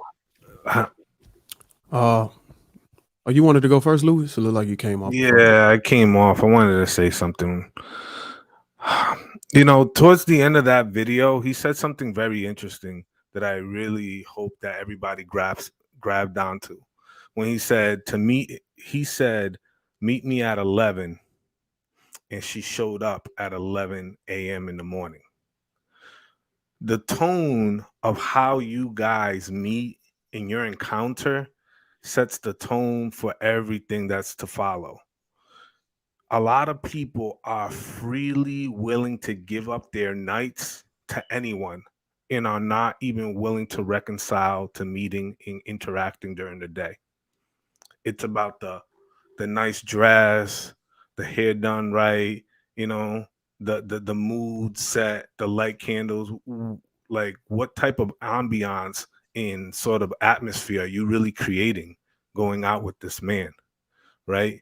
You're setting that kind of tone as opposed to having an interaction or a date during the day where you get to see each other in your best light, where you outside around other people, right? So too many people based on that first interaction with a lot of high tension, that high sex sort of tension, like I want to see you in this particular way. But the eyes can't see what the mind doesn't understand. And at one point, you guys talked about, you know, holding out the box for a relationship or leveraging for marriage.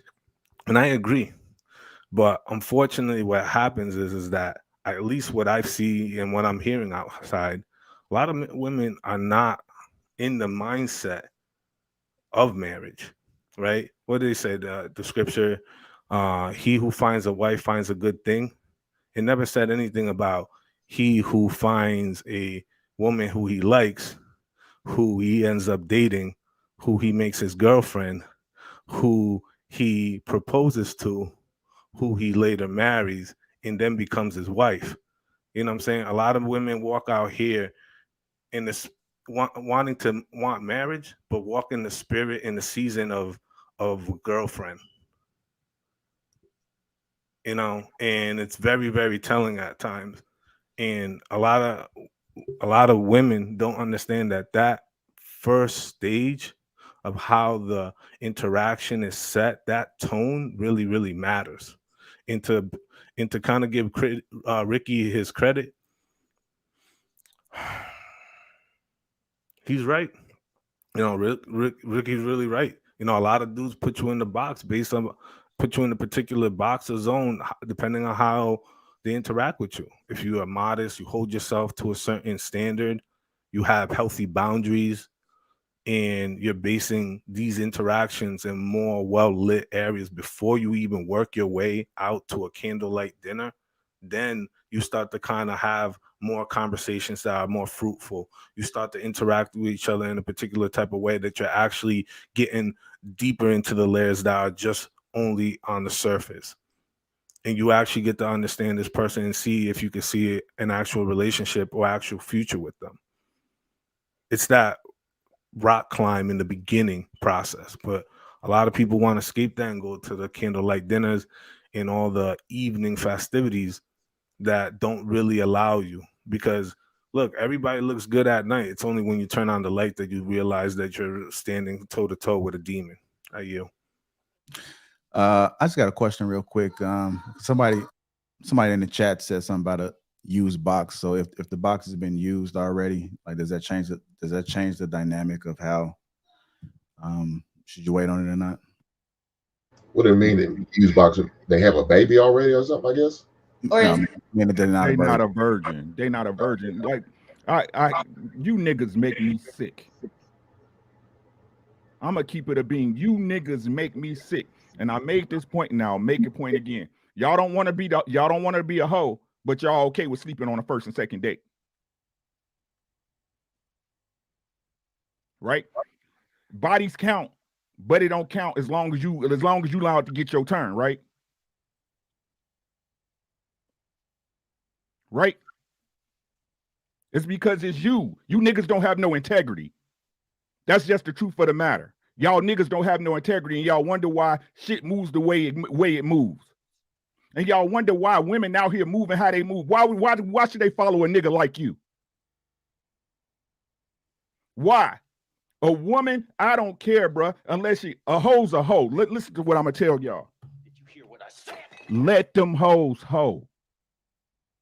Merry Christmas. Let them hoes hoe. But the problem is you don't know what a hoe look like, right? Let's really say what it is. You don't know what a hoe really is. You don't understand the tendencies. But if you do, you really love them hoes. That's why it's okay for them to give you that box up on the first and second date, right? It's all groovy, right? Because you ain't with it anyway, right? We talking about ladies that's trying to be wise. If you're not trying to be a wife and you like getting dick down and getting nutted in and getting your shit shot up and having bodies in you that you can't get rid of, by all means, hoe. Somebody got to entertain the married men of America, God damn it. We talking about the women who trying to be wives. You should be carrying yourself a certain way. Every man on this panel in this goddamn chat know a woman when they see one, a woman they know they can't get over on, a woman that demands respect and you treat her as such. Hey, Miss Lady, how you doing? Another dude come up and talk to her crazy. You be like, bro, don't talk to her like that. That's Miss such so-and-so. Facts. They tell y'all this because it leveraged the game on their purpose. It leveraged the game. Hey, you a hoe, I'm a hoe. Let's be hoes together. You don't think shit of yourself. I don't think nothing of yourself. Let's just keep fucking up. But then what happened? Did you hear what I said? Y'all playing the gray area and then that baby come, right? That contract that can't be broken. And then you crying while you in child support. That's why women don't get married, because that baby, that's that contract that don't need no ring. That baby gonna get them resources whether you like it or not, nigga. And then y'all crying and bitching about it. Oh, man, such and such, woo-woo. And what they say, Hink? What they say, Lou? I knew she was a hoe.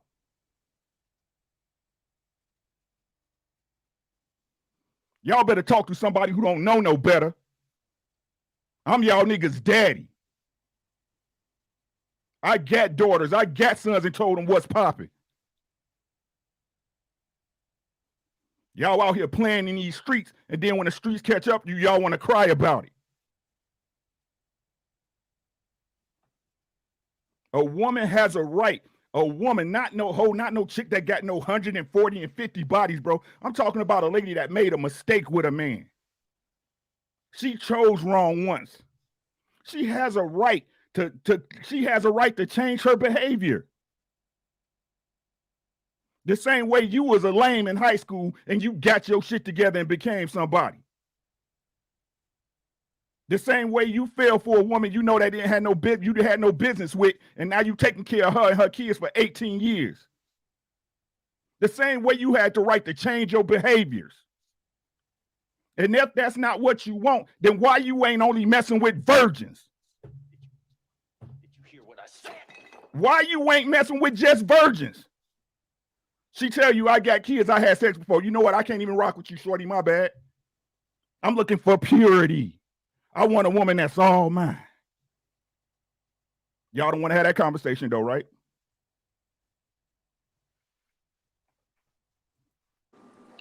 To piggyback on what he was saying, I think that, or whatever the commenter was saying about the box being used, I think, if you're not a virgin, that's when, as a man, if you're looking for a wife, that you need to be, asking women. I don't think there's anything wrong personally with asking a woman her body count.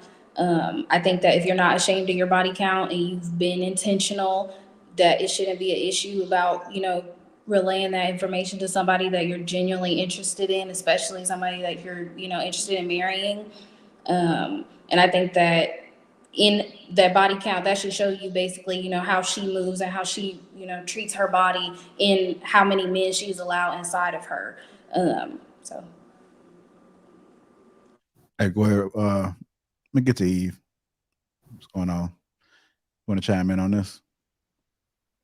Yeah, like I was saying earlier, I said, in order to get the respect of the man, you have to respect yourself first. So I agree with everybody on the panel that if you want to have a respectable woman, you want to wife that woman or that man, like Ricky was saying, it goes both ways. But particularly for women, I think more so than a man, they need to have that self-respect, taking care of that temple.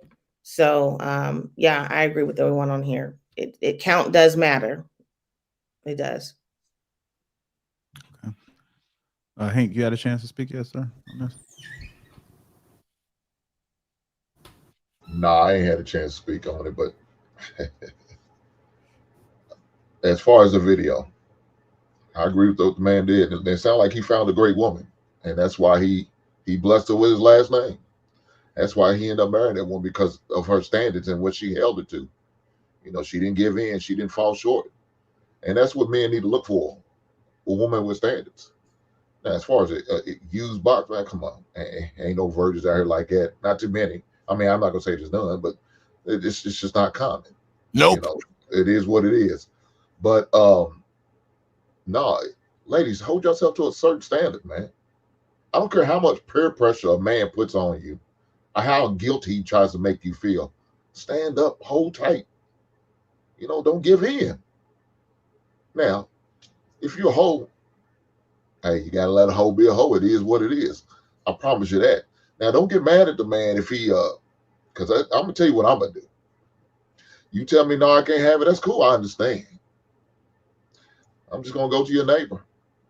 I'm gonna go to the woman next block over, and I'm gonna wait you out until you're ready. But if I deem you as a good woman, I'm not gonna ask them or attempt to try no more. Really, I'm gonna be honest with you. I'm not. I'm gonna respect your wishes, and if I see other qualities about you other than you just holding out from giving me sex, then I'm gonna take you serious to the point, man. I'm gonna bless you with my last name. This woman's real. I mean, I put the full court pressure on, and she kept turning my advances no. You know what I'm saying? I took her out to the 5-star Michelin restaurants and all that good stuff. She was okay with my coffee dates. She was good with that. And every time I tried to sneak in there and get the Netflix and chill, she said, "No, I'm good. We good." I gotta respect it. All right.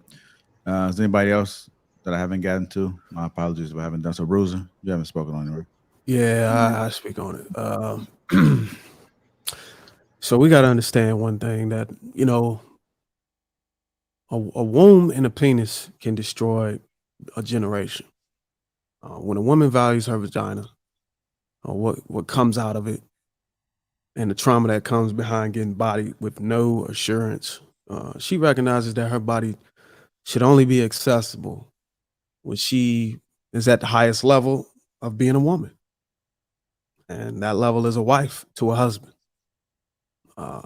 The reality of this conversation is that when women hear this come from a man's mouth, it doesn't really sink in. You know, what actually sinks in is, why did you put your penis in her? Why did you get her pregnant? Why didn't you practice dick discipline? Not realizing that, you know, it's possible for you to maintain your purity. But to the women who've been busting it open for years and years, it don't hold the same weight. It just don't. Men recognize that. So you got to stop waiting until your pussy expired before you require marriage. Anybody else? Go ahead, Cam. I wanted to agree with Bruiser's point. I also feel like as women, you know, it seems like it's wrong to tell women, you know, that you let this man have sex with you. And it's like, you know, again, we control sex. So in having sex with somebody, you're saying you want to do these things. I just think that, again, if a woman isn't a virgin, that her body count should be low if she wants to be married, you know, because that's a part of being intentional, is not allowing, you know, every man that shows interest in you inside of you. So yeah. Go ahead, Ray. So something about me, I said before, I'm polyamorous. I'm a polyamorous educator, but I love women. And something that I have never seen, Bruiser, maybe you got to show me where it's located at, is the expiration date on a piece of pussy. I haven't seen it. I don't know if I'm missing something. I just don't know. I mean, I feel kind of like this is fear mongering to a certain extent, to make women believe, oh, you've made mistakes in your past. It's impossible for you to find love. I think that that's completely untrue.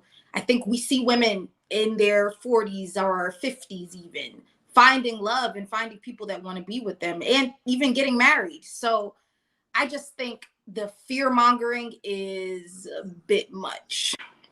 Do you think a woman can bounce back from having a baby?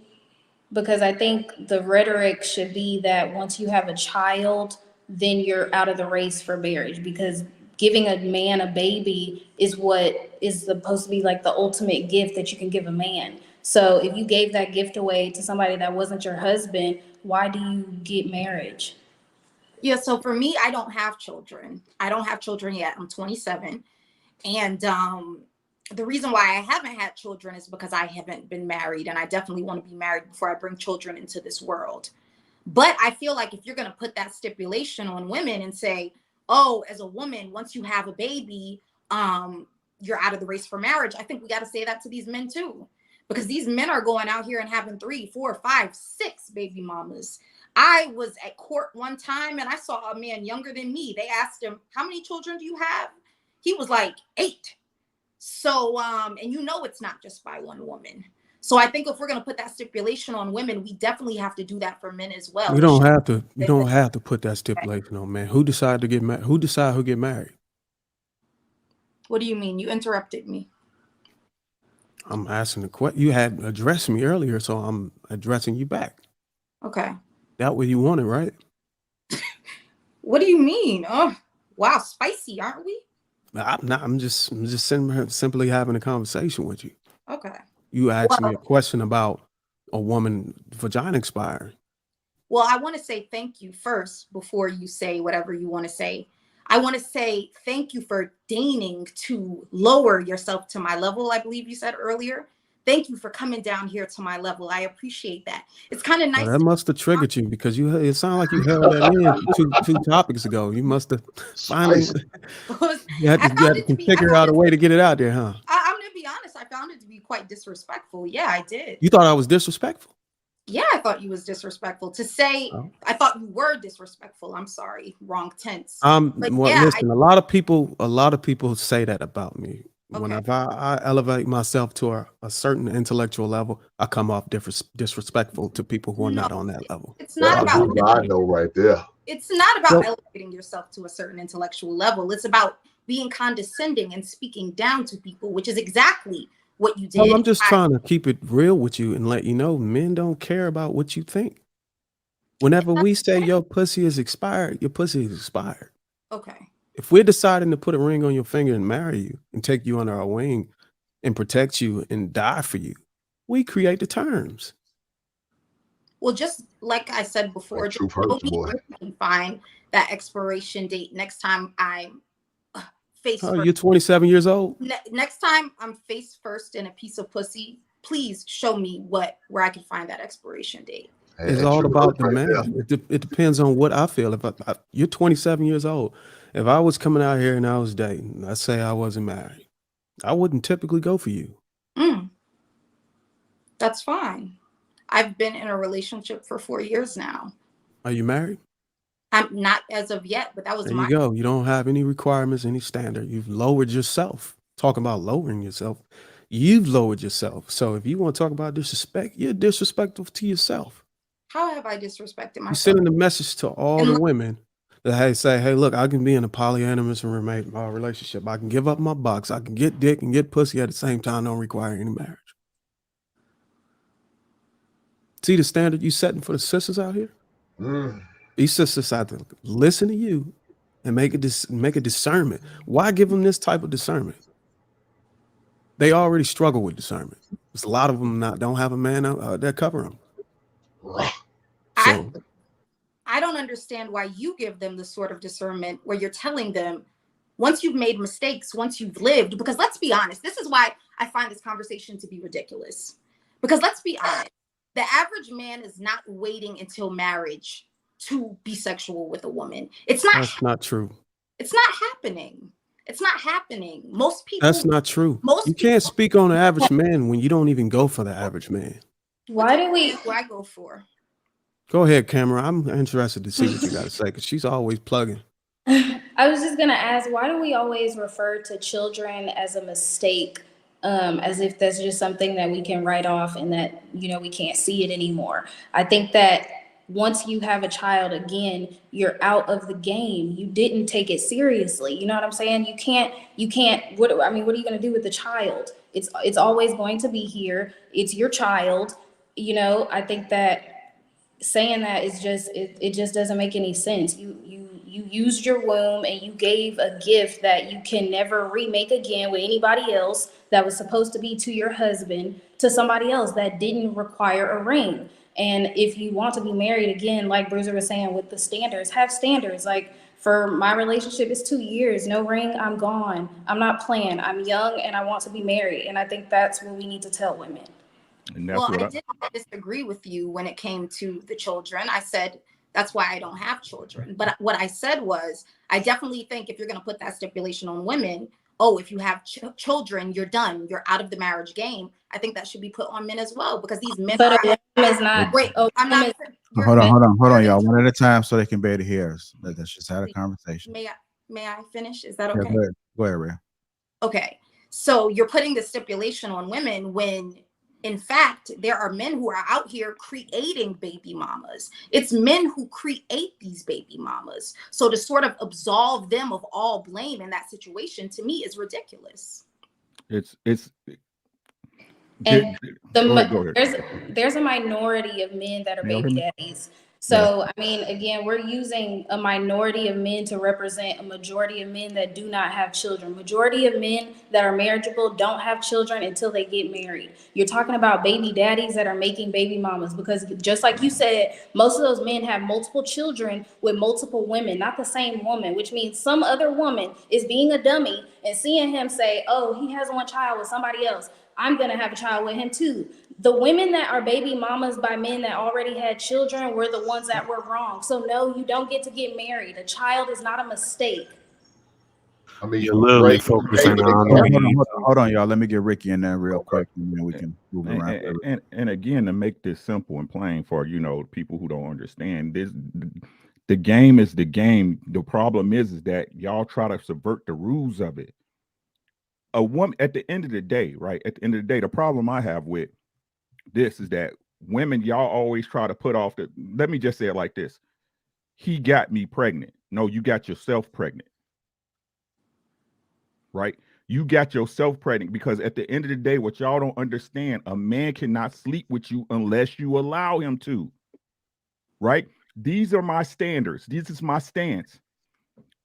If a woman gets pregnant, has children by a man that doesn't marry her, that's her fault. She is the doorway to sex. If a man marries a woman and she rapes him for everything he got, and she disrespects him, and she get him for half his stuff, that's his fault. We control the door to marriage.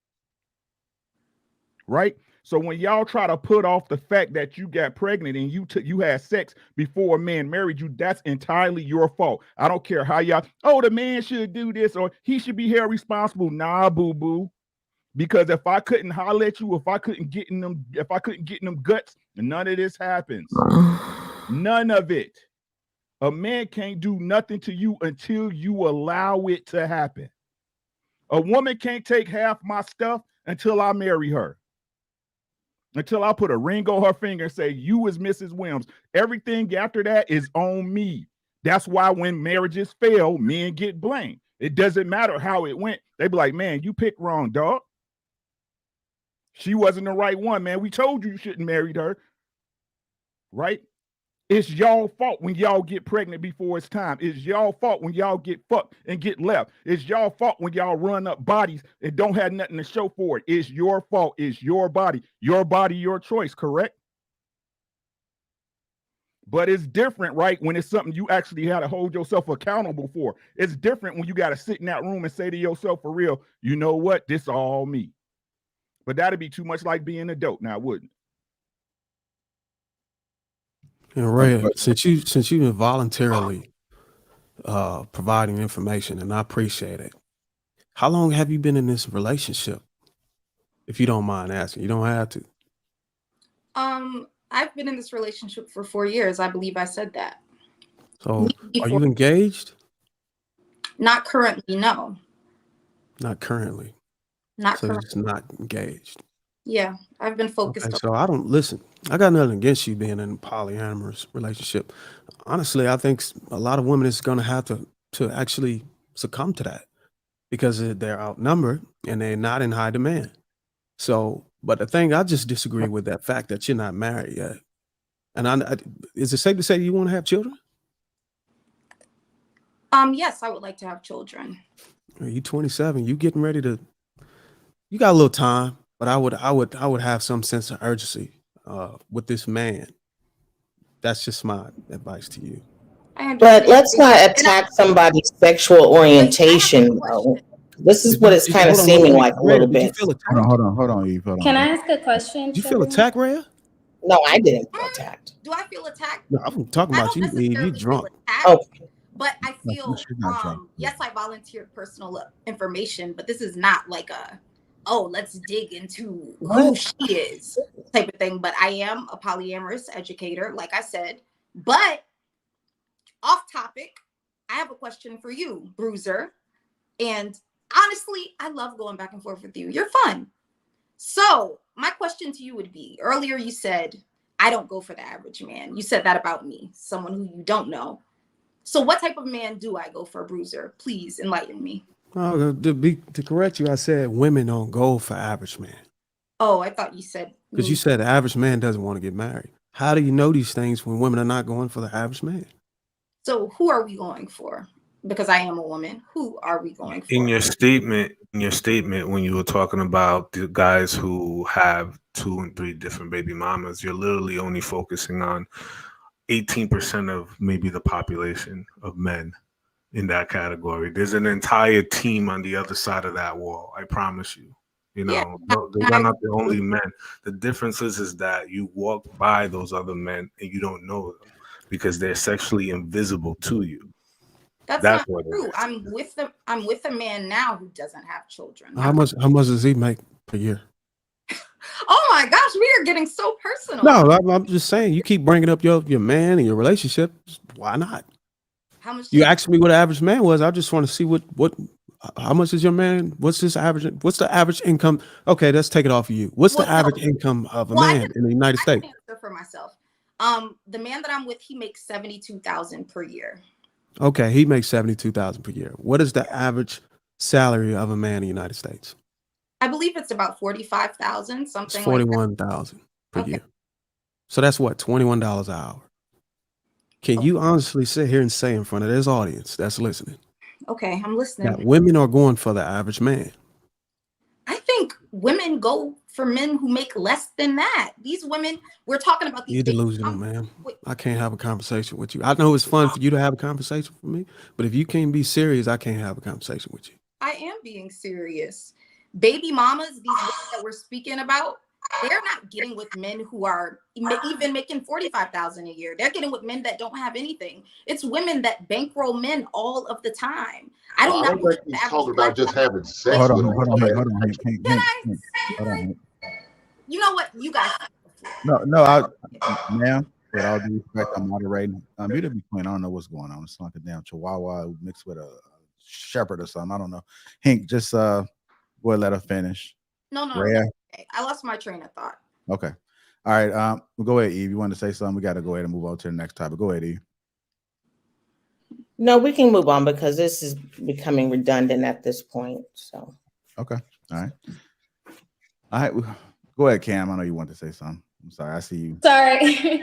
I just wanted to preface real quick on my point to go back to the question. I don't believe that if you're not a virgin that you should completely withhold sex until marriage. I think that, again, you need to set the standards with the man that you are courting and who's supposed to be courting you so that, you don't let yourself get in a situation to where you have another body count and then moving on. So I just want to preface that in saying, yes, if I'm not a virgin, no, I'm not going to have a sexless relationship until marriage, but I'm going to set the standards so that we're both in understanding that, again, at my 2-year mark, if this relationship is not, if there's no ring on my finger by, the 6 month up until that 2-year mark, then I'm moving on.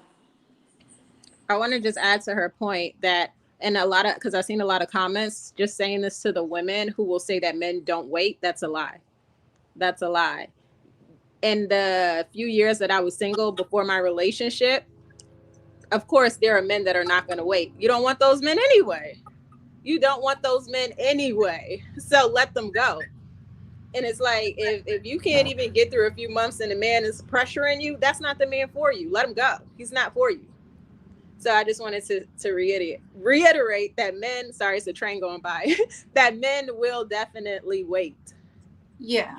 So I don't doubt that men will wait. What I doubt is that the average man is going to wait until marriage. Yes, they will wait until they're into a relationship with you, possibly, or till a few months have gone by, maybe 6 months have gone by. Yes, but the typical man is not going to wait until marriage to have sex with a woman. That's unrealistic. If you guys just tuning in, welcome to Lapeef Sundays. Make sure you guys hit the like button. It's 1,200 people watching right now, and I'm pretty sure the likes are low. Emmy, let me know how much I'll be looking on likes. Green Gang mods, let me know I'll be looking on likes. Hit the like button. It's free, man. Hit the like button. We do have some super chats. Let me see if I can come through them real quick. Marcus Evans, $5. Shout out to the man on the panel for being surgical. I read that one already. That was my point. Ricky over there in deep thought, getting ready to cook up. Just showing respect to the panel and chat Sunday energy. Damn, brother Ricky. How do you tell a grown man live on air that you'll crush him because he says something you didn't like? You should apologize. The belittling of black men just for having an opinion as a parent. Hold on. Go ahead. Shout out to brother Ash with the $49.99. Says, here we go. By the way, stay triggered. Fake femininity is real on these YouTube streets. Hink, love you, brother. I love pick-me's. I'm married, but to you single brothers, the beautiful dark chocolate sister on the panel is nice. What's up, Ricky? Men want wife, not baby mamas. My man Hink triggered Eve, and she got straight disrespectful. Clear proof that she's not feminine, and all of what she says is just that straight talk, nothing more, nothing less. Hink Inc. says the only woman of many that made me wait, and I had to take those damn walks and talks to, is now my wife. It's just facts. The man finds her worth. I'll wait. It says something about a woman. It's different, man. Ricky speaking facts. The men are surgical today. Salute.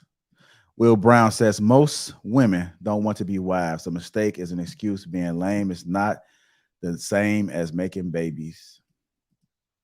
Too much fire from the men on the panel. Let's read that one already. Joseph White says wives lose their virginity in their 20s, not 15.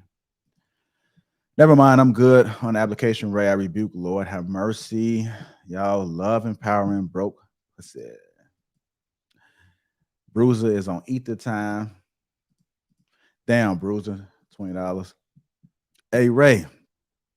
Eve, you can't say that about men you do not know. Sexually irresponsible men and asexual irresponsible women. A woman will know a man has 4 baby mamas and still sleep with him raw. Bruiser, keep elevating. You are higher than most. Nothing wrong with that. Shalom. Bruiser, bruising. Okay. To the low value baby daddy comments. And a man who donates sperm and has multiple children to be considered low value. Baby mamas create themselves. 13.2% of men have out of wedlock children. A very small percentage of y'all sleep with. Enos Luby, this is from Malcolm X. Fire. Passport brother, boys, we winning.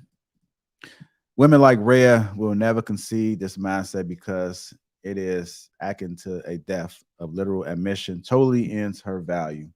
Almost there. Black male sperm. BMS is in a low supply as sperm banks. Women are praying and fasting to have BMs. I argue BM are in high demand. Trucker yell, both Eves, please stand in the corner. Thunder Rats unite. Selective hearing is something else, bro. 38.200K a year. No kids. It's not the men. I think we have some more that came through. To the men who said that their wives made them wait, was this before or after I do? That's a good question. I think that might be all of them. Appreciate everybody that has supported the platform. If you haven't supported, just hit the like button. That's all we're asking for. Shout out to the sponsor, T. Shanley, as well. Now it's time to get to the meat of the conversation, and we know the ladies like the meat. Ow. Or some like both. We think we have one of those rare occasions where they do like both. Ow. With that being said, let's go ahead and get to the meat, which is it is rare to find someone you like and respect. It is rare to find someone you like and respect. Hit the like button, family, because this is going to be good. You can like somebody that you don't respect, and this gonna come back to haunt you. Cause you don't think you don't. At the time, I didn't think I didn't respect him, but when I look back at it, I'm like, no, and no, like I didn't have like no respect for him, you know. But I mean, like I did not believe that he believed that he was a type of man to do XYZ, and I did not believe that. That's like a guy. That happens to men all the time, you know. It's like falling for a hoe. You know, you like her, but deep down you really don't respect her because she don't respect herself. But you can end up liking the things she do for you, and then you start liking that, but then you gotta realize that, you know, deep down in your soul, you don't trust her because you know how she get down. The same thing you can love is the same thing you can hate by a person. That's most likely. That's most times the thing. You know, the very thing that, you know, most times the things that you don't like in a person is because they exist in you. You know, Lewis, if you out here like, yeah, look in the mirror. All right, there you have it. It is rare to find someone you like and respect. It is rare to find somebody you like and respect. I'm gonna go to you first, Cam, and then we'll get to Golden Court. Go ahead. I don't think it's rare to find someone you like and respect. Like I said, I think you only have to get it right once, you know. Of course, you know, sometimes you go through relationships to get it right, but it only takes, you know, you being intentional and being serious about what you want. And I think, you know, liking someone, you would want to respect someone that you like and have feelings for. So I think it would be synonymous to respect someone that you have feelings for. All right, let's see Golden Court is off. Let me go to Hink. What are your thoughts, sir? Is it rare to find someone you like and respect? Man, look, I don't like hoes and I don't respect them. That's why I lied to them. What? But it's hard to find somebody. Maybe for some people it is, depending on your standards. You understand what I'm saying? If you got high standards, you know, it might be find a person that has those standards you're looking for. If you have low standards, they're a dime a dozen. So depends on your standards. I don't, in my personal, I didn't find it hard because I knew what I wanted. I went after what I want, and I know the numbers are in the men's favor. So we got a lot of options, and we need to exercise them as such. Like I said all the time, men need to just move as such. Figure out what you want, know what you want, and mean what you say, and then move accordingly, and figure out your standards and what you expect and what you don't expect, what you will deal with and what you can't deal with, what you can tolerate, what you will not tolerate, and you move like that. So is it rare to find? No, it's not. It's not hard to find. As long as you know what you're looking for, and you just don't settle for this bullshit out here. All right, go ahead, Golden Court. Oh, yeah, I would like to agree with Hink on that. I don't think it's rare to find somebody you like and respect. However, I do think it's hard to find that if you haven't set your standards and what you're looking for in a person, because you can run through so many, you know, people without having any type of boundaries and standards for yourself. So I do think it's hard if you have not established certain standards and boundaries for yourself. But ultimately, when you do have those things established, you are able to find somebody that you like and will respect. So that's what I have on that. All right. Let me go ahead and go to Bruiser. What are your thoughts, sir? So I say it's hard to find a woman who respects herself enough to qualify for your time and resources.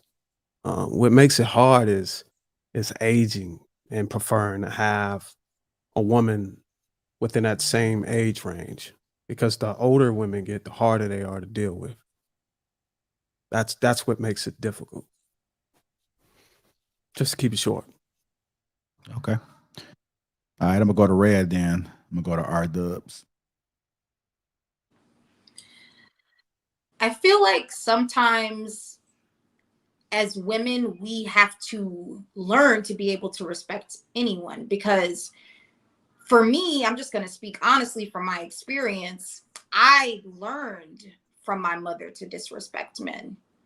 So it wouldn't matter if he was the highest value man in the world. I just didn't have respect for men in general. That was something I had to train myself out of, because not respecting the men in my life wasn't necessarily because of something they did. It was more so because of my mentality. And I feel like a lot of women have that problem. I know this is on the opposite end of the spectrum for me, but that's how I feel about that. All right. Ricky, what are your thoughts about it, sir? I think it applies to all relationships in life. It's rare you find somebody that you like and respect at the same time. Because if that was the case, your circles would be bigger. You know what I'm saying? But I can let me say this. That applies to me. You know what I'm saying? I don't deal with people that don't have a certain level of respect. I don't deal with people who don't have a certain outlook on the world. You know what I'm saying? I think men should move in honor. I think women should be women. And if that's not what you represent as such, you're not around me. So I could like you, right? There's some things I could like about you. Some things I think, hey, you know, you a cool person. I try my best not to dislike people off relationships they have with other people. You know what I'm saying? Me and your relationship ain't their relationship, y'all relationship, right? But if we don't move on the same accord, right? I could like you, but not respect you. But with me, if I don't respect you, I can't rock with you. You know what I'm saying? I'm a lot of things. I'm a procrastinator. You know what I'm saying? I talk a lot when I get to talking, but I ain't no hypocrite. You know what I'm saying? So if you move a certain way, you know, I'll let you know. I'll give you due notice of why I'm rocking with you. Then I'll leave you alone. So. Okay. All right, we'll go to Eve then. Hank, you spoke. I think in a lot of cases, it's important to be able to like somebody even before even before loving that person, because love sometimes becomes, unconditional. Whereas you liking that person is the want, and it's not a need basis. So I want to be here with you. I don't need to be here with you. So it's just equivalent to the like and love aspect. Is it hard at times to find somebody that you like and respect? Well, that's contingent, but I also say that in the days that we live in, it is rather challenging to find like-minded people. And I think that that's important, first and foremost, finding like-minded people that share these values, beliefs, and things that we spoke about earlier. So in short, I would say that yes and no. But liking someone first above anything else is important, because you can stay in that rather than staying with somebody because you love them. Or in respect, let me ask you all something. Would you rather have somebody love you, like, or respect you? Which one would that be? Which one of those would be most important to you? Respect. Yeah, because you can grow to like somebody, but respect is definitely top tier for me. I think men and women are different. For me, I want love first, but that's just me. I think a man would want respect, but yeah, I want to be respected, of course, but I want the feelings to be there from my partner. I mean, in my personal opinion, it's respect all day, right? Respect can override me disliking you. You could have an enemy that you respect. You know what I mean? But truth is, a lot of people move in circles, and y'all hang with people just because y'all like them. Y'all don't respect the way they move. Y'all don't respect their background or how they doing. And then people wonder when the situation comes to a head, and it's finally at your front door. You wonder why it happened the way it happened. That's where standards come into play. That's what understand that, hey, even though this person has certain attributes that I like about them, I can't rock with them because it's just the way people work. At the end of the day, it's going to come to a head because people move how they move. And I don't get mad about people. This is the way I look at it. I'd rather have you just tell me you a snake than have me find out. Right? Because I can respect you for that, right? But not only that, it allows me to know where to keep you at. You see what I'm saying? And again, people are people, and I think that's the biggest thing people have issues with. Just understand that people gonna be people. Allow them to be them. Don't ask nobody to change for you. Don't try to Don't try to build a foundation for somebody who not building it for themselves. Allow people to be people, and they'll tell you who they are, and then you'll be able to deal with them accordingly. But a lot of us in these fake relationships, one-way streets. You know what I'm saying? And then we wonder how it end up. Plain and simple. Okay. Hey, Eve, were you finished making your point? Yeah, I was done. Okay. All right. Hank, did you go already? Yeah, I went already. Okay. All right. Go ahead, Balance. Can you guys hear me fine now? Yes, ma'am. Yeah, I think respect is subjective. Like it means different things to different people because my level of respect is extremely high. So the average person may accept a lot of things that for me is just like a no-go. So personally, if I'm answering this, it's very rare for me to find somebody I like and respect. First of all, I don't really like people like that, just in general.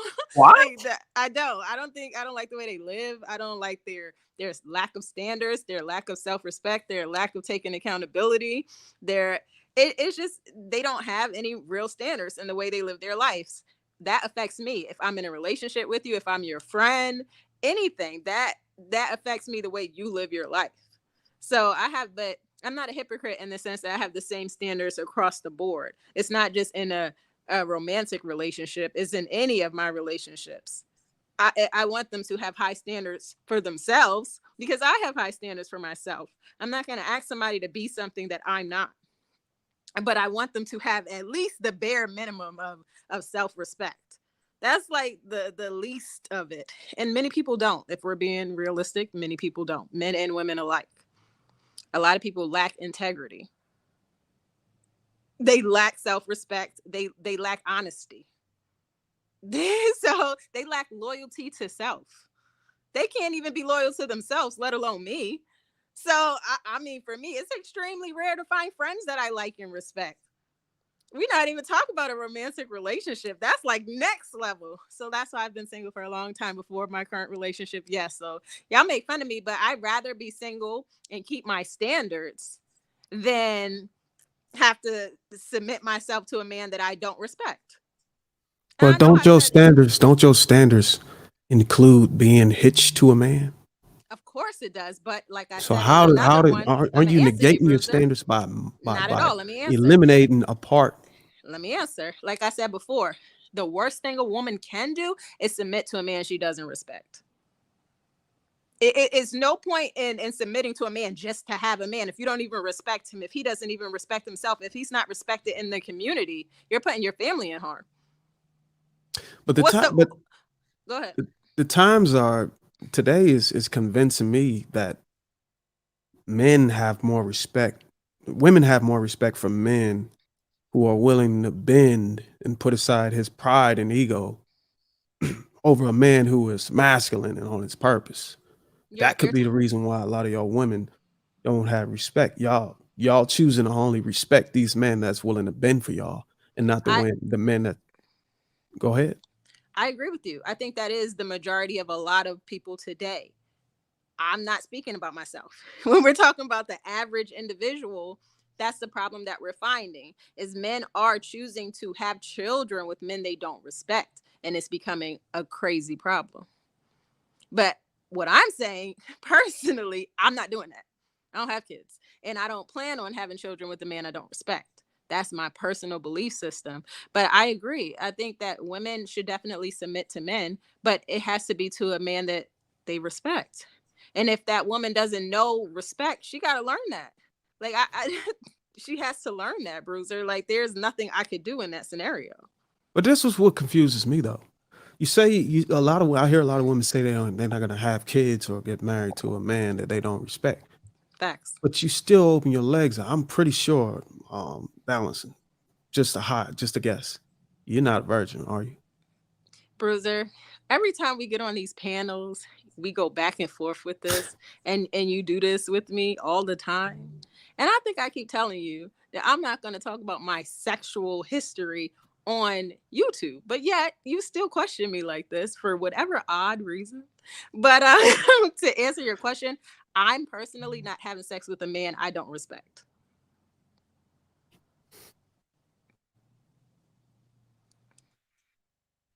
All right. But you are having sex though, which means the man you're having sex with you respect. Come on, bro. That's how you get rid of them, man. Damn.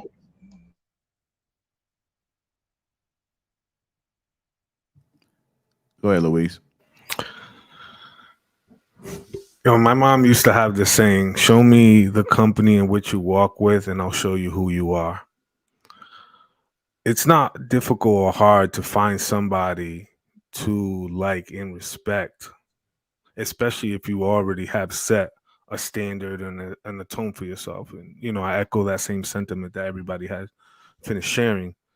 What happens is that far too often people are not picky enough about the people they align themselves with in their morals and attributes. I've said it before.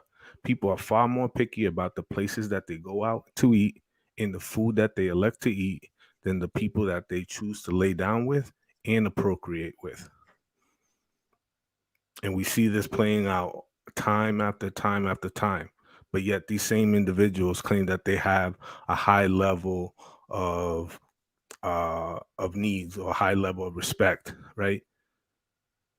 When they don't even respect themselves. And I do echo the same sentiment, the balance. A lot of people don't even respect themselves. You know, they go against their own principles. You know, they move around in a particular type of way that that is detriment to them. Because if you really, really look at the things that are going to bring you the most peace and happiness in a relationship or with someone, you could put aside that other bullshit. Because I'm convinced that I think a lot more women today have more egos than men.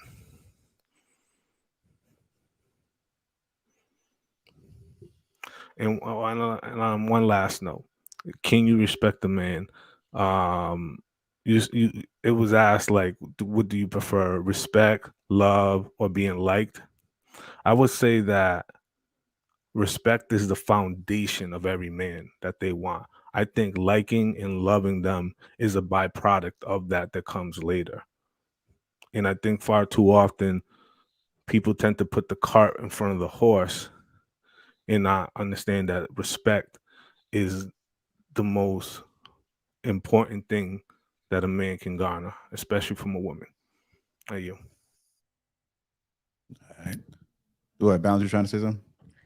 Can you hear me? Because my phone is acting up right now. Well, I was gonna say, and I hate to bring a damper to this conversation, but because Bruiser asked me this question, it's just I have to say it because a lot of people don't take into account like the 1 in 5 women that have been, you know, sexually assaulted in some way. And what if you take that scenario into account? Just think about it. And now that woman is no longer a virgin. Are you considering these women tainted women? They may not be virgins anymore. And this is personal experience, women I know. Like, you can't just lump all people into the same category because of what you think and some ideal that doesn't really exist. So I just want you to keep that in mind. That's it. So you want to talk about the exception? I'm only talking about the exception because I happen to be one of the exceptions and you personally asked me. So that's the only reason I'm talking about the exception. But earlier, like I was saying, there are a lot of women who happen to be with men they don't respect. They shouldn't. They shouldn't. You should never. I'm just not one of those people. That's all I'm saying. It sounds like that's your layer of protection in this conversation. That's fine. I all the women who out there that was violated, I'm sorry to hear that. Listen, I'm not going to touch on that. That's a sensitive side, and you know, I'm just not going to divvy on that. But I do know there's another exception of women who have been violated and are still busting it open. So yeah, everybody deals with trauma differently. It's crazy. You know what I mean? So that's why I'm not here to judge women or to banish women or anything like that. I said on the last panel, I'm like, he without sin cast the first stone, because that's when y'all was talking about like the Bible and all of these things. Yeah, let's start going and just like get I'm not doing that. Get away from that. Let's just get away. I from agree. that. I agree. But Bruiser likes to ask those personal questions every time we're on a panel. We have a whole clip to talk about, and you want to talk about everybody's personal life. But then you don't say nothing about your personal life, Bruiser. That's the crazy thing. I didn't say I was married. Okay. All right, let's go ahead and shift it. Anybody else want to speak on the topic? It is rare to find someone you like and respect. Anybody want to add anything else? Damn, ain't nobody want to add that. I'm wondering. Man, look, I think I say yes. I'm wondering if I need you hoes to be out there. That's what I need. I make it easier for us good men to figure out what we're dealing with. If y'all down there busting it down, y'all showing us where y'all stand, thank you for doing that. So we'll move accordingly. We'll put you in the box that you need to be in the box of, the whole category, and we'll deal with you as such. Don't mess with that chick over her. She's one of those, dog. These good ladies over her, that's who you deal with. Now, if you just want have some fun for the night, you get with them hoes. But if you get something serious, you find that right young lady, and you bless her. All right, go ahead, Louise. I know you wanted to say something. Yeah, I was gonna ask. I'm curious to know if Balance now only likes Bruiser, or does she no longer respects him, or does she respect him or more, or like him?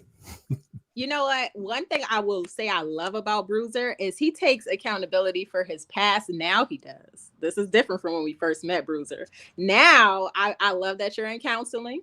I know that I love that. I love that you took responsibility for your past and how you mistreated your ex-wife. And I love that you're currently married. I love that about Bruiser. Oh wait, you added that I mistreated her. I never gave any details of my ex-wife. Where did you get that one from? You said you cheated. So to me, that's misuse. Maybe you don't consider that abuse. I'm sorry. And I'm only saying it because you said it. I said I slept around with other women. I didn't say I cheated on her. So Bruiser upgraded from a like to a love. I'm still working on the respect part. Stay tuned for the next episode.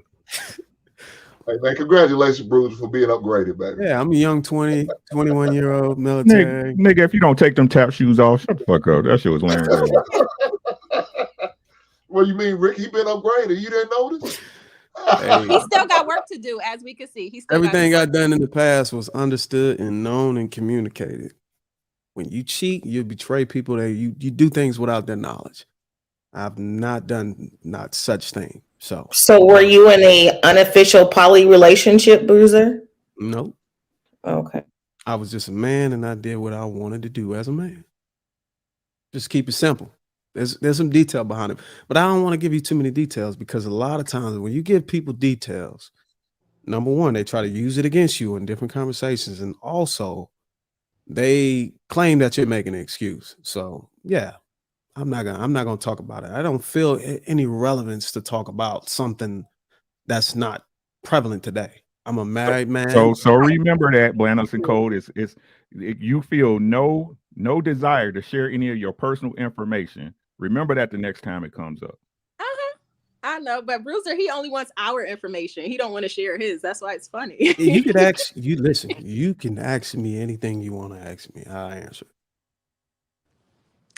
Are you coming from church? Am I coming from church? Yeah. No. So you just put on the tie just for the show? Yeah. Oh, okay. I just wanted to know. I'm just knowing. Okay. Did you put on your hair for the show? You look great, Bruiser. My hair was Bruiser, my hair has been like this the past few weeks. You haven't noticed? Oh, is that your way of saying you like it? Yeah, this is a nice hairstyle. Thank you. You look beautiful, Balancing Codes. Beautiful. Eve, what do you think about me? Hank, yo, your lineups be sharp.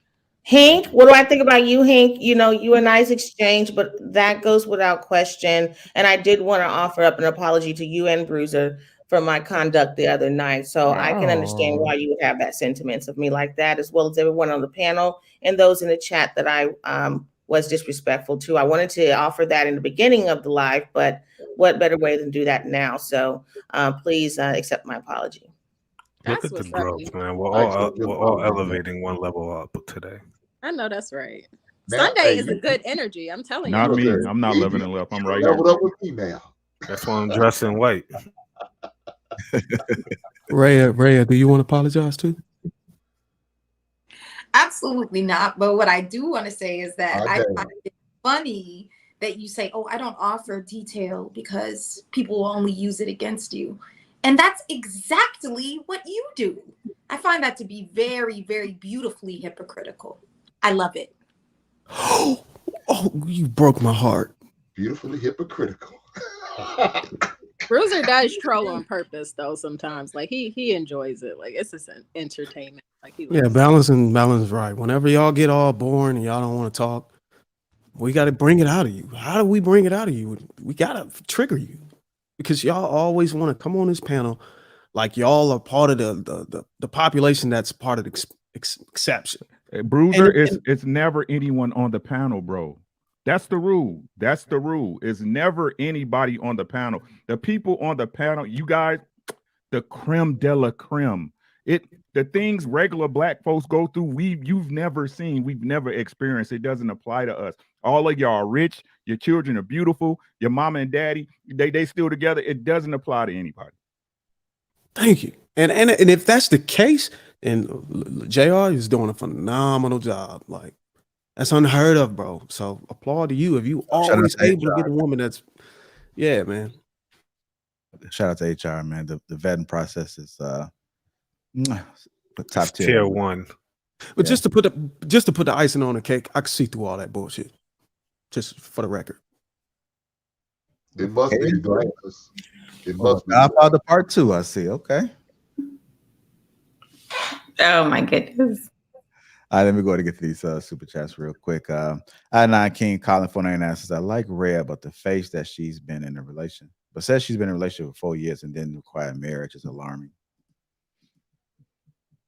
Real Talk 621 $5 says, sis, cover yourself up. You have a man and you're the only one up there showing off. Black men seem to be deemed unsatisfactory by a massive amount of black women. Yet, black men are most requested on Kendra G and other dating shows by all races of women. Why is that? If we ain't Embrace the Grace $5 says, in order to respect a man, you must value and appreciate them. I never seen that word, never used it. How you say that word? Help me out, family. Hooked on phonics. Come on. Archaeologist. I think it's archaeologist. Oh, it's not just me. Okay. Archaeologist. I'm gonna tell you. Archaeologist crown. Archaeologist crown. Hooked on phonics. Yeah, I'm gonna tell you this now. A lot of words I learned when I came in this space. You know, I don't have a huge vocabulary, but I'm learning. I'm a growth in progress. So occasionally you may hear me F up some words. I apologize. But what I am going to do is I'm going to ask what that word is. I'm going to look it up just so I can be able to use it wherever I see fit. That's how you. And I'm going to start reading too, man. I can get back to reading, man, because some of these words I ain't never seen before. But shout out to the Green Gang member. Welcome to Green Gang. I don't care. I know I'm not dumb. I just haven't been exposed yet. That's all. That's what you call growth right there, Jay. All right, on to you, brother. Marcus Evans, $2 says, balance triggered. Hey Marcus, every Sunday with you. What's up, man? Hold on, got another one. Got a big banger right here. Hold on.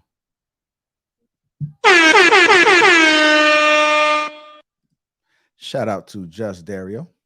What's good, my boy? What's happening with you? Nah, says salute to the panel. Salute to you, sir, for your donation. We appreciate it. Thank you from the bottom of my heart. We got anything else that slid in? Oh, Doug Will says, Eve, we are on mimosas this Sunday.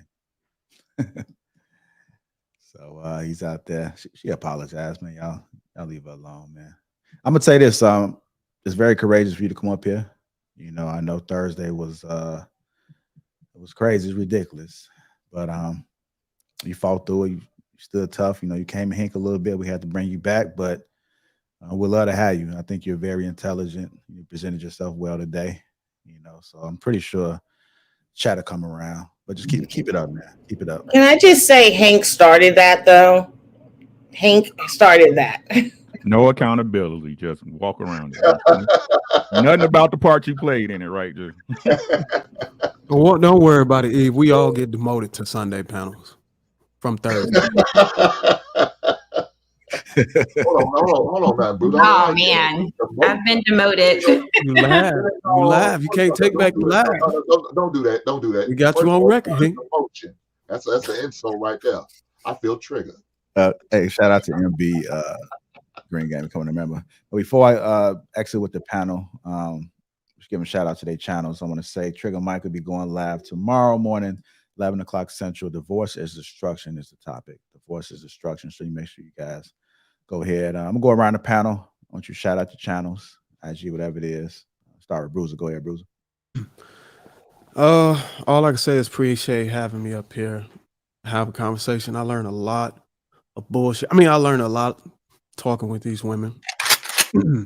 And Eve, just word of advice. You're supposed to sip. You're supposed to sip. Okay? Just keep that in mind. Just sip. That's all I got to say. Just to add to that, if you follow up with a cup of water after every drink, you know, it kind of have a tendency to balance out. So for all my drinkers that feel the obligation to drink, just a cup of water. And I've just recently learned that spring water is the way to go. So I've been, I ain't gonna shout them out. They ain't paying me shit, but spring water. But go ahead, Bruce. You done shouting at your channel? Yeah, man. Let me see what else. Oh man, Ricky. I love being on the panel with Ricky, man. That dude is Me like too. I told you, there's only a handful of guys I can learn from. And that's one of the brothers that I like to be on the panel with. I appreciate you, bro. Luis, you a designer, right? I gotta check out your product, man. That's good, man. I never really been in the same space as an actual designer. So shout out to you. And Cameron, I'm gonna follow you on Instagram. Hopefully we can, collab. And I have to make sure I had to say collab because wife be watching. Definitely, yeah. So yeah, you shouting out your channel, man. Not come on, man. You're trying to recruit. Come on. Don't get to backpedaling, Bruiser. Don't backpedal. Bring back you're trying to recruit, man. What you say, Eve? You gonna backpedal? Come back to you, huh? What'd you say? Yeah, but anyways, I appreciate having me on. Okay. All right. Go ahead, Golden Court. Anything? Oh yes, if you're looking for a good fitness motivation and a good eat homemade cooking, follow me at Golden Court. I work out like 5 times a week, and I'm trying to build a community of women and men that enjoy working out, eating healthy, and all of that good stuff. So yeah, if you're looking for someone that will keep you accountable, I'm your go-to girl. All right, Louise, I seen you put something up there. I'm gonna blow the screen up for you, sir. Because I don't think when people say design, I don't think they could be fashion anything. So let me go ahead and blow you up real quick. Where is it? Hold on. There it is. All right, so that's what you do, right? Yeah, so I'm an architectural designer, and I've worked on pretty much everything from redevelopment to adaptive reuse. I'm currently actually working on a affordable housing project for young mothers in the urban centers. That has a green initiative. So we're looking to put a component of, teaching people how to eat well. There'll be a farmer's sort of component to it, and then also a financial literacy component as well. So that's an initiative that I team up with 2 other developers.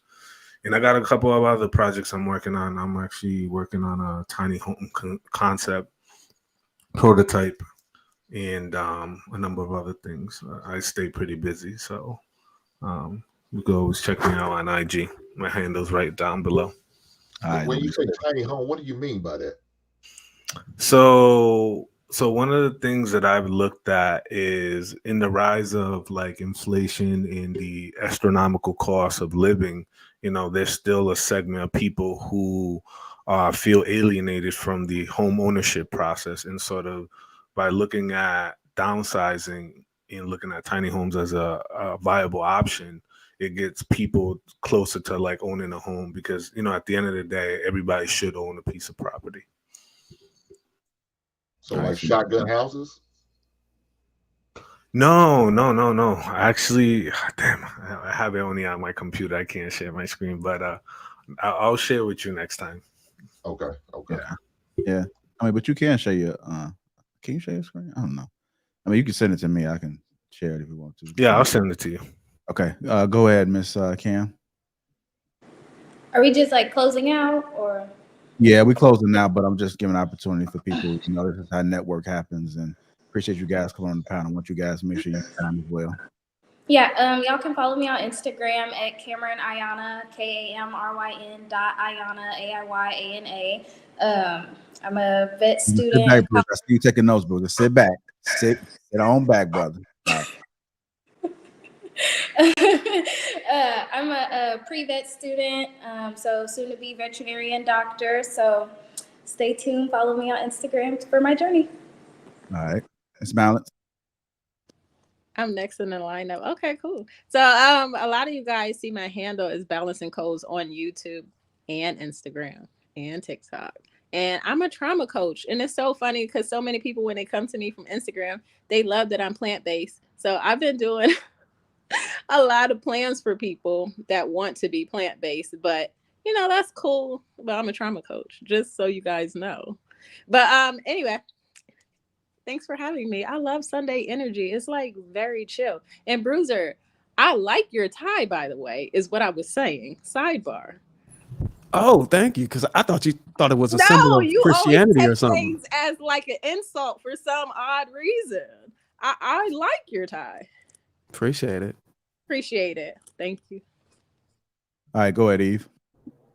Well, first of all, I want to just say I really appreciated being up here with each and every one of you. Various perspectives, very colorful minds. Really appreciate that. When we can all be together, people of color, and share the same environment with different views and still be here without it being a lot of rah-rah. I love it. I love to see it. I want to see more of it. And I'm so glad to be a part of this. Now, yeah, I came in a little bit, I don't know. Would you define it? A lot of it. Kaboom. Yeah. And I do have a lot of kaboom. I'm a kaboom type of person.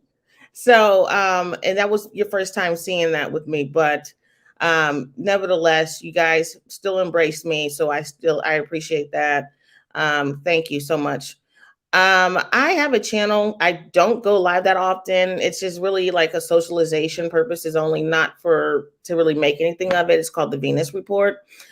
Typically you can find me over at Chaotic Truth.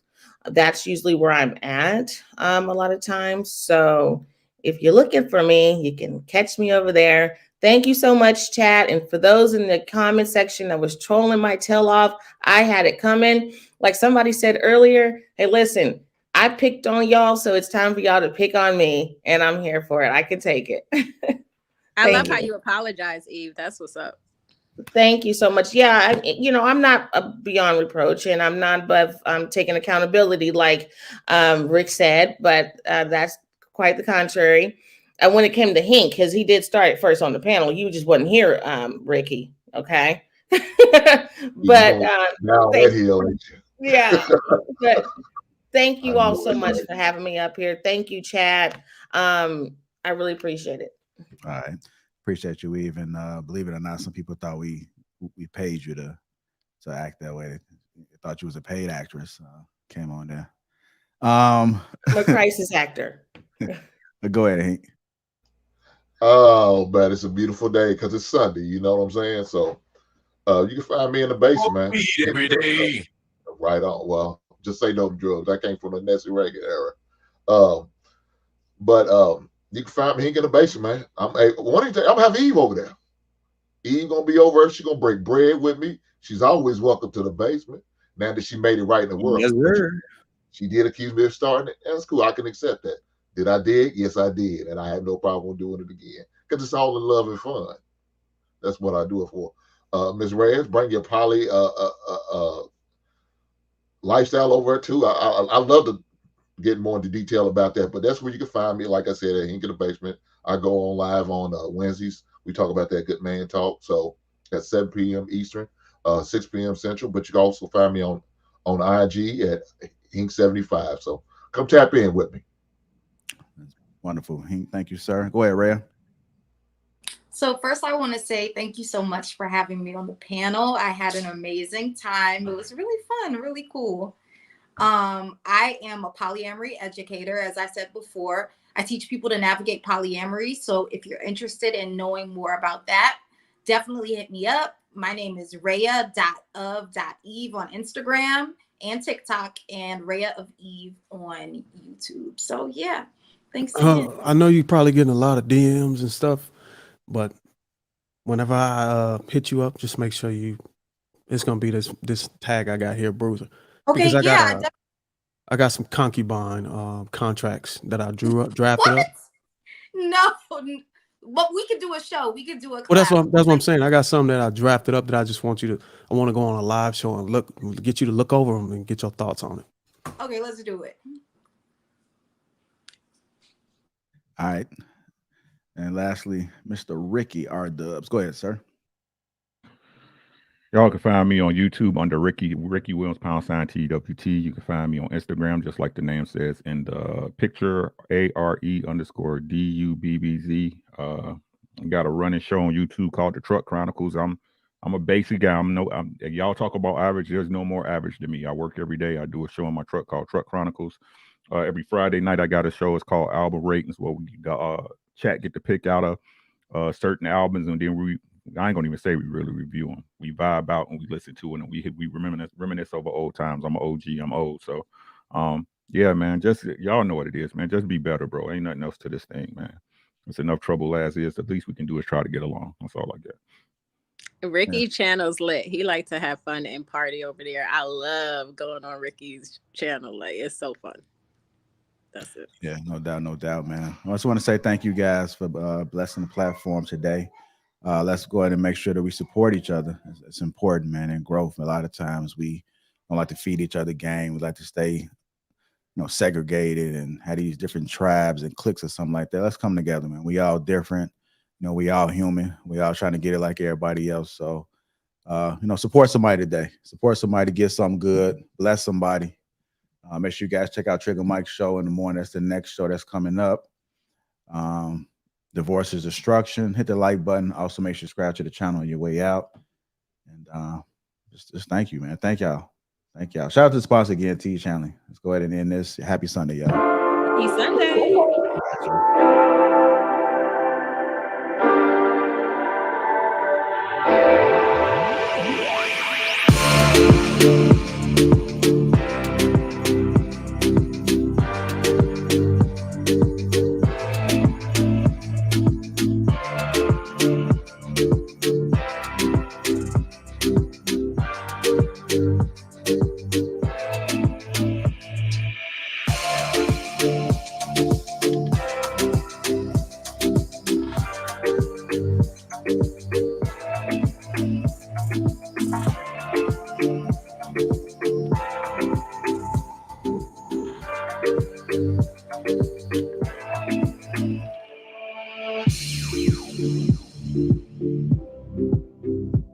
Just want to say thank you guys. Make sure you hit that like button. Also, make sure you subscribe to the channel. Shout out to the sponsor, T Channel. Y'all make sure y'all catch the Trigger Mike show in the morning. Divorce is Destruction. That's going to be at 11 o'clock Central Time. Let's vibe out, family. Let's vibe out. Happy Sunday.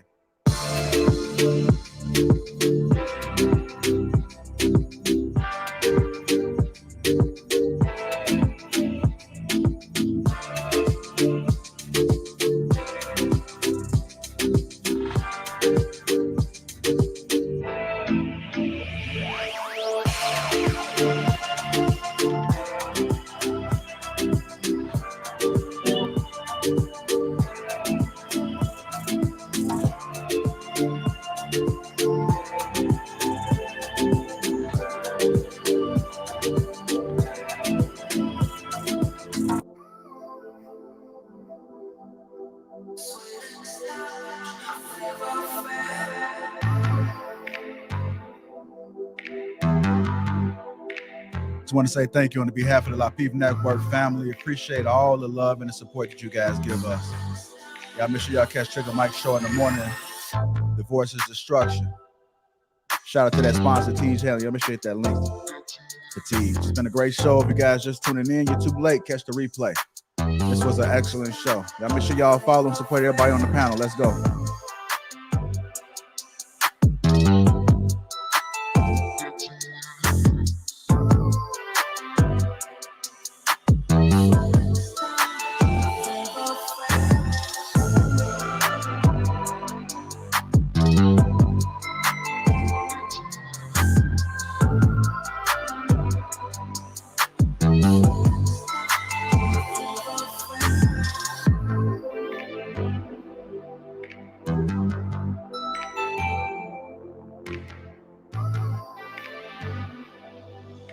Just want to say shout out to all the Green Gang in the chat. Jordan, dedicated to my children's future, Mr. BX87. Cassandra B. Empress, Catherine Forbes, Blacksicon. If you guys want to become part of the Green Gang, that link is pinned to the top of the chat. Hit that like button, family, on your way out. Also, make sure you subscribe. Set the notifications to all. Without you guys, we'll not be where we are. I can't thank you guys enough. It's the last track.